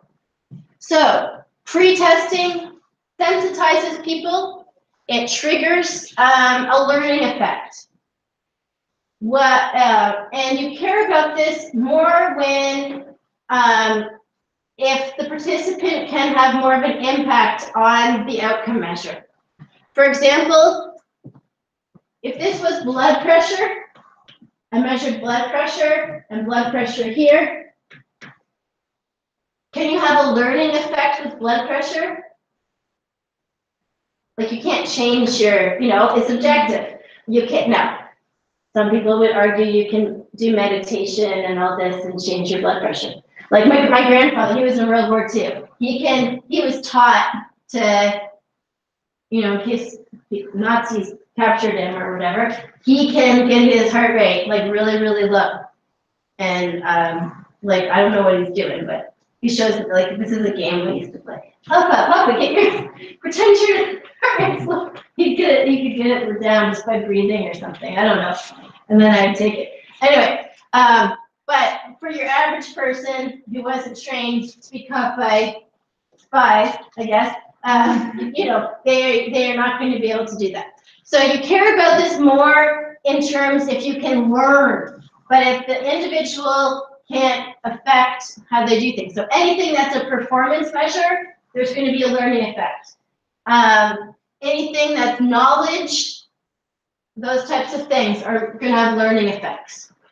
Does anyone know what we do in exercise physiology often to help with not having learning effects? Randomize, yeah. It's also, we'll learn more about this. There's also different designs you can do, experimental designs. If learning effects are really a big deal, like for example, in education, learning, kind of like over in education over there, they have to care about learning effects all the time. Sometimes what people will do is they come in, like Kevin and Dwayne and all them, they have people come in for a sensitizing session, okay? They do it, and then they drop that one. So basically what they're trying to say is, okay, everyone's already learned now. We drop the very first observation, and then it's at least a little bit the same. Plus, in a repeated measures design, you could maybe assume like you're looking at the same individual over time. So at least they're in their own control group as well. So a pretest can sensitize in unanticipated ways, and it could have an impact then on the post-test. So it might be that it's not your treatment, it's just because they did some learning. There can also be an interaction between the pretest and the treatment. And it's more of a threat for a one-group design. So that means it is very much a threat. Learning effects or testing effects are they're a big threat to repeated measures designs, which most of you will be doing. Okay, so you have to think about that. It's not a threat for two groups because you're going to assume if you've got two groups, they both have learning effects, but the one's being given the treatment and the other's not. So it shouldn't matter. As I mentioned here, is not a threat for measures where the person can't control their response, like physiological things as much. But I mean, I'm going to say I've seen studies where, for example, Now this is also called the Hawthorne effect-ish, but people are asked to record their physical activity behavior in logs, right? They might not know why they're doing that, and then they go into like a lab and do something, and then they go back and log. Chances are that they will have increased their physical activity afterwards because they've learned that that was the point of the study, so they try to, I did that one, I'll admit, I totally lied. I was in a study, I was an undergrad, I was asked to record my physical activity for the month. For the first week, I realized I hadn't done any, so the next week I lied about it and pretended I'd done at least 2 times, because I felt like I should, I don't know. And then 3rd and 4th weeks, lo and behold, I did the physical activity, you know, because I felt bad that I had lied. That was a PhD dissertation. I even know who it was. Nicole Kulo-Street. Dan's friends with it. Really? Don't tell him I did that. Anyway, so there's this bad. I didn't read or study. I haven't. So I look at the study and I know it. I was a really bad participant. But oh well. Something you guys might be experiencing now. Boredom effects.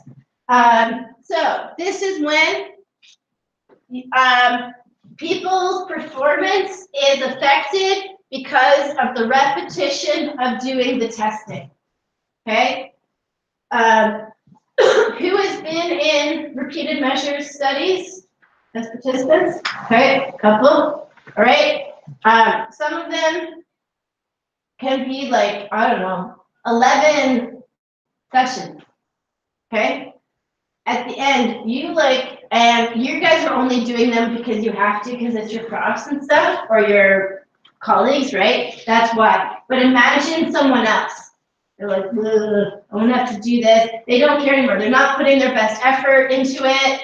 It usually reduces their performance. And that's also one of the reasons.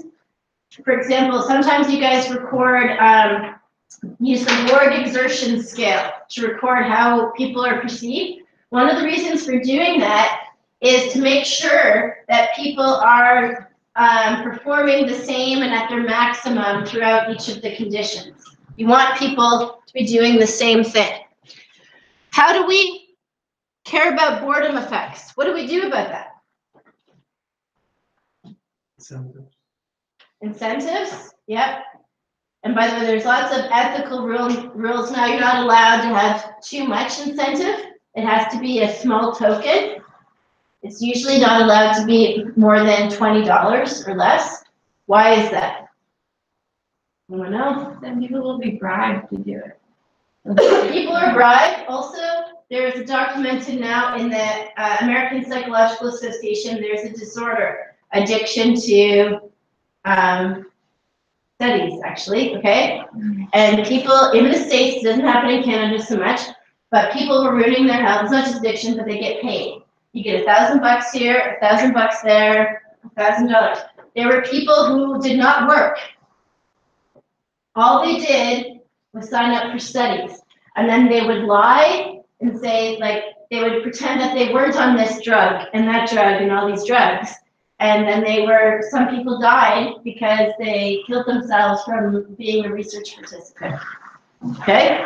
I did a clinical trial and got $400. Yeah. That was it was 4 months, but Yeah. it was still I told you that I did a muscle biopsy because it was $100. what did I undergrad?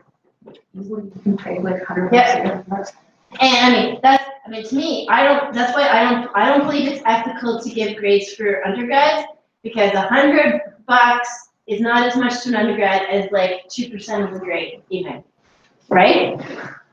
So, but we usually give a little Tim Hortons card or something like that, a little token anyway.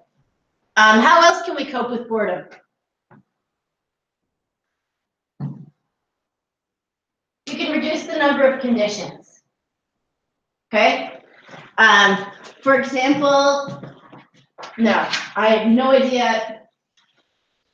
Okay, let's pretend it's different. Your conditions are different RPMs for cycling. Okay, there we go. All right. I have no idea what I'm talking about. I'm just putting numbers on here. It doesn't really matter what they are. Okay. 35, 40, let's say we go this all the way to 80. I don't know if that's too high or anything. Fine. All right. Now, that's a lot of conditions. If we did it at 5 increments, right, over time, holy smokies. What the researcher has to do is instead think of which are the most theoretically important. So you would never do this to a person because, not because you would do this because you care about participants, but we also wouldn't do it because we'd have terrible, terrible boredom effects, okay? So we would cut out at least, let's say, half of them or 2/3 of them and focus only on theoretically critical conditions, okay?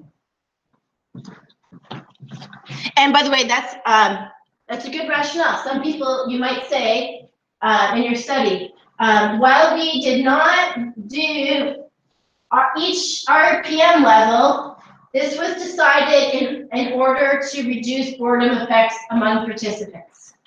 So you use these words to explain maybe, like a reviewer might come back to you and say, why didn't you do every possible RPM? And then you just have to go back, because there was a high chance of boredom effects, which has been documented in this, and therefore we did it in half, give a reference, they can't say anything, okay? These words are not just to help you, but they can make it so that how you write your studies and how you respond to things shows that you've thought about it all very clearly. Attrition. Attrition is also called mortality. And its subjects can leave the study. So obviously, the longer your study is in time, you know, like if it's over years or whatever, the greater your attrition. So what, pardon me, what are reasons that someone might leave a study? What? They move away. Very common, especially in longitudinal studies. As an example, I'm a participant in the Atlantic Canada Cancer Research Study. I'm going, I'm an instrument. Maybe I have this issue, addiction issue. All I got was some nail clippers though. I had to go to some place and they took hair and nail clipping samples and all this stuff. And then you got to keep the nail clippers because it's not sanitary.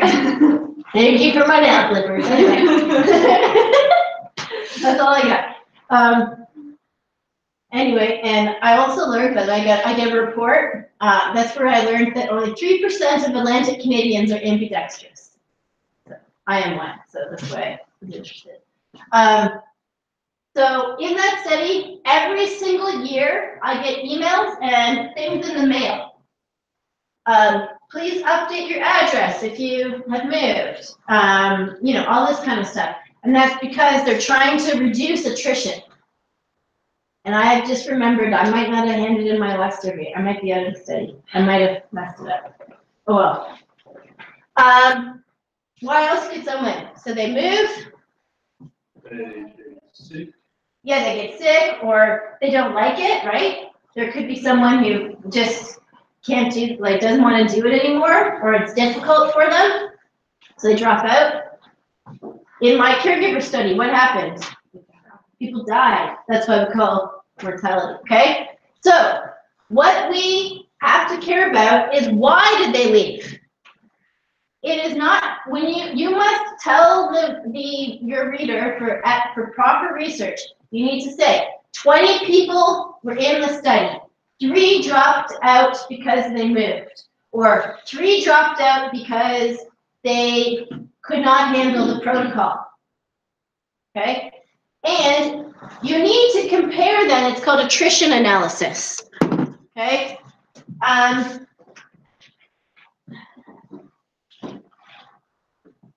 an example, in that caregiver study, at time 1, I had, I don't know exactly what it was, 320, okay? At time 3, I had, let's say, 120. So what I did, you know, there's nothing I they died. I couldn't like phone them up and get their address, right? So what I had to do then is statistically, I could look at, was there a difference between the people who died and the people who didn't die? Because I want to make sure that, for example, if you're doing an ex-phys study and people drop out because they couldn't handle the protocol, it might be that they weren't as elite athletes, or they were, they had a medical issue that they couldn't do it. Like there's all these reasons. So what I did was, for example, I took all my outcome variables and sociodemographics, and then I divided them up into the people who, so these are the people who had stayed, and these were my dropouts. And I compared them at baseline to see if they were statistically different from one another, okay? They were not, therefore, it was, I could say that these people were representative of everyone and not, like there wasn't some, like it could, maybe all the people who had died, maybe their caregivers were much older than everyone else, or more advanced in Alzheimer's, or there could have been lots of reasons. So you have, why did they drop out? And that could affect the results. It's also, when you have two groups, a control group, you know, and I don't know why I'm saying that, control group and experimental group, we'll learn this, you have to have equivalent number of people. It's very important for statistics, okay? So I want 20 people here and 20 people here. It sucks when people drop out one of the groups and it's not the same, okay? You then have to figure out, is the people who dropped out, are they really different than from the people who were in the control group? So, and by the way, a lot of people won't report how many people dropped out. I view that as being not providing the full story. I don't know if I would call it lying, but it's definitely not full exposure, right? So, as an example, in drug studies, people drop out all the time, or they're kicked out, actually, of the study for non-compliance, like not doing the protocol properly. So,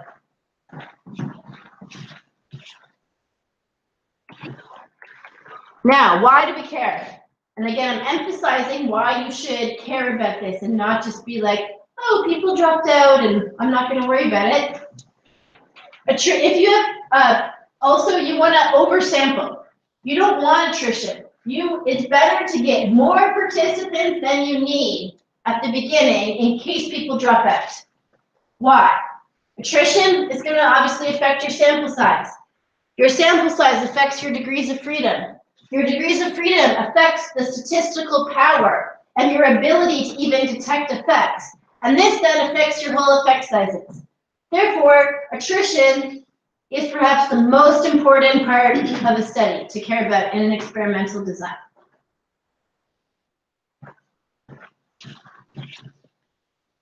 So what do? We oversample, okay? We also use retention techniques. I just told you some of them. In the cancer one I'm in, they send me an email every year. They send me like updates about the, like kind of like the results of what they found to keep me interested. They've got Facebook.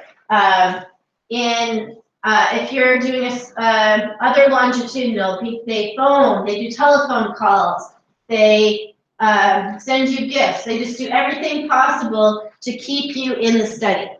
And that's why usually it's only mostly in medical studies that people don't drop out. If it's affiliated with you having to go to your doctor or the clinic, like then it's not as, people don't drop out as much.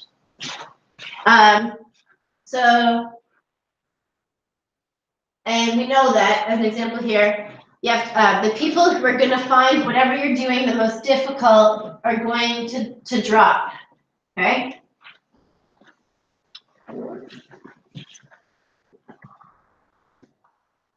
statistical regression. Statistical regression is an effect that happens for subjects selected on the basis of extreme scores. People who are outliers. People who got very low scores or very high scores affect the mean. Okay? They're outliers. And this isn't just being an outlier, but it could have a reason for differences in your pre and post. So someone could have the best or the worst, and the likelihood of change then from pre to post is minimal. I'll give you an example. Back to my example of checking 6,000. How awesome I am as an instructor, okay? Pre and post. So I give the exam. The exam is there, okay? I might have one person, this is subject one, who took, maybe they were in undergrad in a math course, okay? And then they switched to, they saw the light and switched to, health. So they come in and they're really good at math, or like my kid, maybe they were like super awesome in grade 1, flashcards. Anyway, and the person got 95% on the exam, the pretest, okay? How better can they get on the post-test? They only have 5% room for growth, right? They could get 100, but that's it. They only have 5% to be able to change. Therefore, they're an extreme score. They are never going to get, on average, they're not going to look like the other people. They only have a 5% possible increase from pre to post. Same with someone who's never done a stat. Maybe they get 0% on the pre-test. Well, they've got 100% points to get better at. This means that these people will affect the mean and it regresses towards the mean. So you have to be careful of these. So, and also when a measurement of your outcome variable is not perfectly reliable, there is a tendency for extreme scores to regress towards the mean, which means that how reliable your instrument will impact whether extreme scores have a big influence on your outcome, okay? So if you have a very, very reliable measure, let's say weight, like pretty reliable, right? Having these extreme scores won't be as bad as if, like my depression one, that's not exactly reliable, it's subjective, it's Likert scales, that's not going to be as reliable. So in a survey study, statistical regression is a big deal, actually, more than if there's an objective measure. So when I already said that, okay, pardon me. So the amount of statistical regression is inversely related to the reliability of your measure. Meaning, as reliability goes up, statistical regression goes down, but if your reliability is poor, you're going to have higher statistical regression. Here's a couple of examples. Respondents, I kind of already gave this example. It's a knowledge test. Respondents on extreme scores. On post-test, the average will go down because those who got perfect scores are more likely even to get the wrong answer the second time. Or maybe their knowledge isn't going to go up. Or reading instruction. People are grouped because of poor test reading scores. They're going to show considerable improvement. Maybe it's not because my reading program is awesome. Maybe it's just because those kids had lots of room to get better.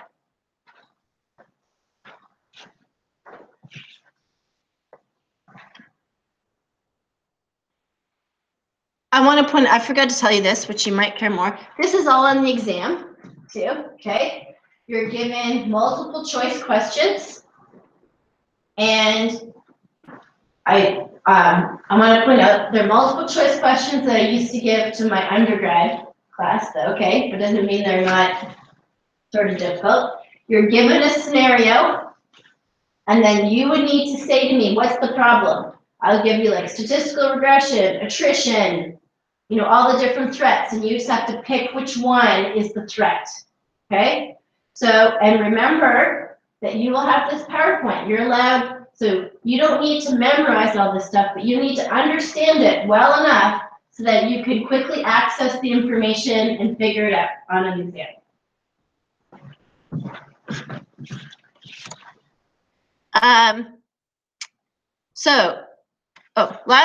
We have diffusion of treatment and contamination. Where does this word come from? It comes, like, why do we even call it that? From like, you know, in grade 11, you did your Petri dish experiments, right? I remember, you know, I had mold in one and some other control group Petri dish, and I took a sample from my control group Petri dish. I used the same instrument and stuck it in my experimental mold Petri dish, and my teacher said, you just contaminated the experiment. Okay, that's how we think of it that way. So participants in different groups communicate with each other or share information. For example, you would never have a couple or, like, you know, people who live with each other in the same drug study. Why? Well, what if I was in the placebo and my husband was in the control? Well, we know that he'd be the placebo, but in my experiment anyway. And we could, like, go into the medicine cabinet and take the wrong pill, right? You would be contaminating. Sorry, this is an aside. My best friend, when she got married, her father's a doctor, and she know way better than this. But anyway, we were going out the night before her wedding, and she had a bit of a headache, so she took a Tylenol. And then we're out, and, you know, she hadn't had that much to drink or anything like that, but she's got totally red and flushed, and it was really weird. And I thought I thought she was worried she was having an anxiety thing, and, you know, then you're like questioning, does this mean I don't want to get married? Or anyway, take her to the hospital. Luckily, it was in like not big of weight, it's a small town. Anyway, it ended up her father had put one of his vasodilation, like, heart pills, and put it accidentally in the Tylenol. So she was okay, but she was just having, I don't know, you know, she was flushed. Do not put the pills in the wrong ones. Anyway, so you have to know, did people find out about what people were doing in the experimental group? And by the way, this happens way more than you think in this building. Okay? The control group is not supposed to know anything. The experimental group is doing the thing. Then they're grad students and they talk to each other, and then the other person starts doing the protocol. Okay? I know of studies that were supposed to be blinded here, and they're not actually blinded. The people knew exactly what they were in, and I'm sorry, but it's lying. When it was published, it says it was blinded. That is actually unethical and lying, but I've seen it from people who I care about very much, who are my colleagues, but sweet Jesus. Anyway, okay? Like, that's why, as a subject, if you want research to be good, don't talk, okay? As a subject. So did either group have a reason to want to make the research succeed or fail? You guys have an influence on being in those studies. You want the study to go well. You're gonna have your name on it probably too. So are you influencing the study in some way because you know of what's going on in the experiment? So you sometimes have to the only way that you can really know if contamination has taken place is if you interview them. Would you really do that? only in a study where there is a high risk of contamination and if that really could impact the study in a major way. Okay? So, but in my example I gave, remember I gave the other day, I was talking about independence and how the groups have to be independent from each other. I had the example of I'm teaching water exercises to older adults, and then she tells the control group, hey, Betty, want to learn my water exercises? That would be diffusion or contamination. And it's like, someone, like if I was a participant and there was like deception within the study, and then I told Melissa about the deception, yeah, she would like be prepared to like, or she would know, like. She would know what was happening, yeah, right. Oh, and there's sometimes deception. Oh, okay. You guys don't realize, but you just tell me a couple words and I know exactly what's going on with everything in this building. I just don't say anything.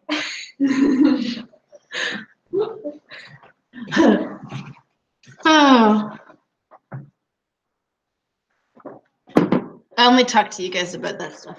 Okay, I never blab about anything to my colleagues, but oh well. Anyway, so leisure, yeah. So you're telling about what's in the other group, or comparing notes about what you were told to expect. That would influence.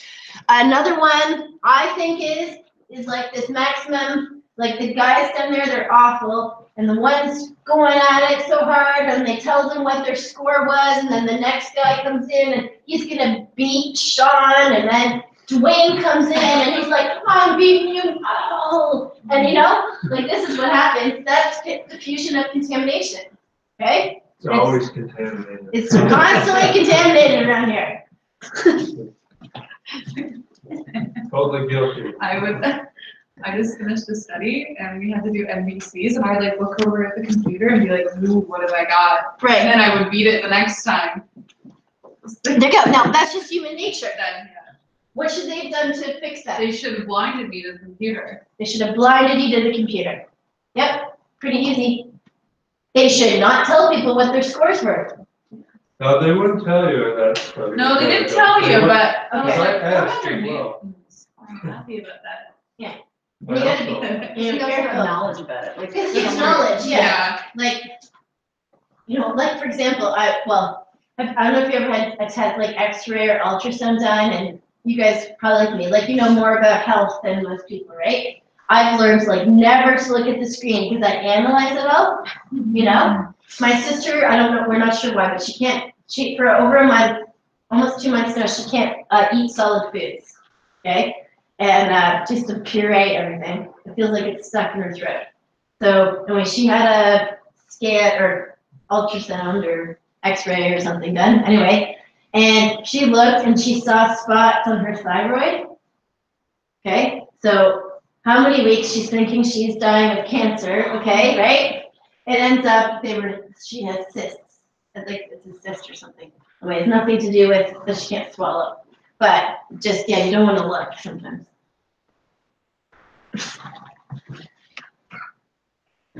That was like, they won't tell you the gender of your baby because it's not actually accurate, just to be looking at a screen, okay? In a lot of Canada, they have a blood test now for that, like in Ontario.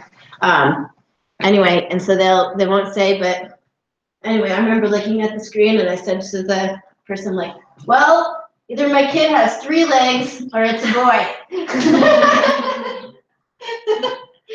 And then she said, I'm not supposed to say, but I would bet $1 billion that it's a boy. So actually, if you don't want to know the gender of your child, you can't look at the screen. What about the pictures? Do they take different pictures in or like look at the ultrasound? Oh yeah, there's all these weird, you can get, now it's even an industry. You can go over the stupid 3D ultrasound. You're not supposed to reduce the number of ultrasounds you have all the time and in pregnancy, but now they're gonna have people pay $300 to have fun scrapbook ultrasounds. people who are not North American, you guys don't understand what I'm, but it's just like ridiculous, they've made parenting a weird thing here. So, we're almost done. Experimenter expectancy, the bias of the researcher. We, just like my first quote from Francis Bacon, we want to find what we believe to be true. So I might try to be very, very objective, but obviously I want my studies to work. If you're being funded by a specific, like for example, I'm not saying that this really happens, but like TheraBand brings in stuff, and where there's studies down here where they're using the TheraBand testing. Well, you might want your study to go well to show the TheraBand that their product is good. Or like BioFreeze. Now that's really cool. The BioFreeze studies that have been going on here. They've got the real BioFreeze as an experiment. Then BioFreeze created a control group, BioFreeze for Dwayne and Dave. It even is the same bottle. It has the same smell. It just doesn't have the active ingredient, the menthol. You can Cool. tell on your skin. Okay, but maybe a participant might not. Because I asked them It's for fine. 2 bottles, Yeah, and I did it on myself, like rub Yeah, some here. and you got it right. I don't know. Oh, you don't I know. just assumed that I got it right. You don't know. I think in that study, like myself, because of my chronic pain, some people are good with wines. I know all about muscle rubs, okay? You know, and different scents of it. I can sniff a Tiger Balm red or a Tiger Balm white, you know? There really are red and white Tiger Balms. So, I think it should be like, in that study, I thought it should be someone who has no experience with I used BioFreeze. to plug her nose and all. Yeah. You can feel it somehow. Anyway, but they do that then to reduce the bias of the researcher. Like, Dwayne doesn't really want to show to BioFreeze that the product doesn't work, right? No, they didn't fund a whole bunch or anything, but you would have that. Same with drug studies. People are funded by the pharmaceutical companies. Obviously, that's biased, so you have to double blind. So double blind means not knowing which group people are in.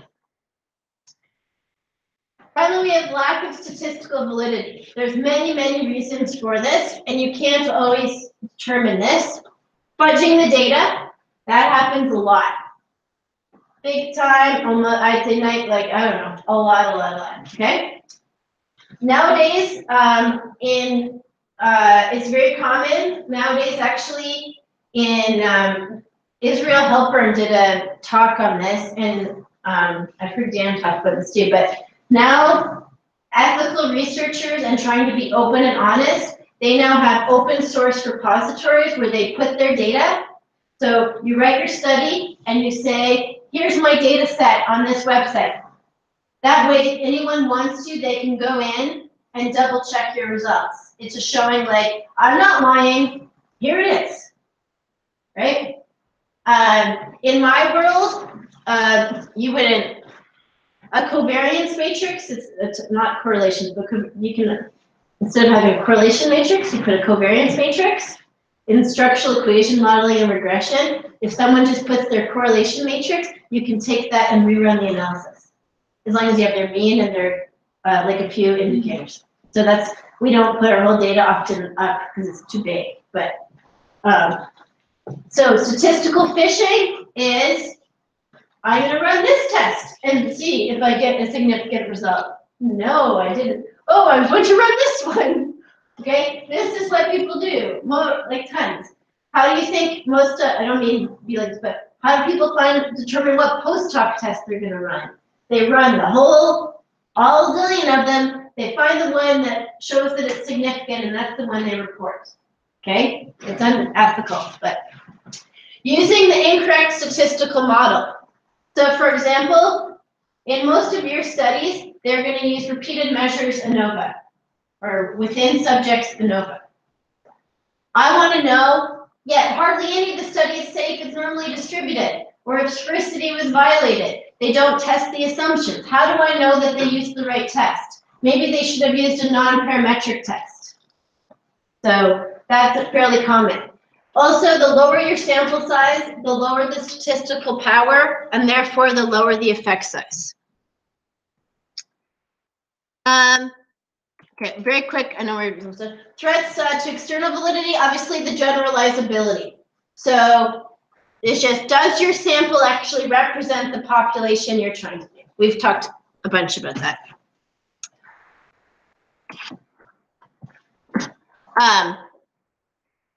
Ecological validity can be present to the degree that results generalized across settings. So ecological validity means that what happens in one ecology will happen in another ecology, meaning like if I study multiple cities and found the same results, it would have ecological validity.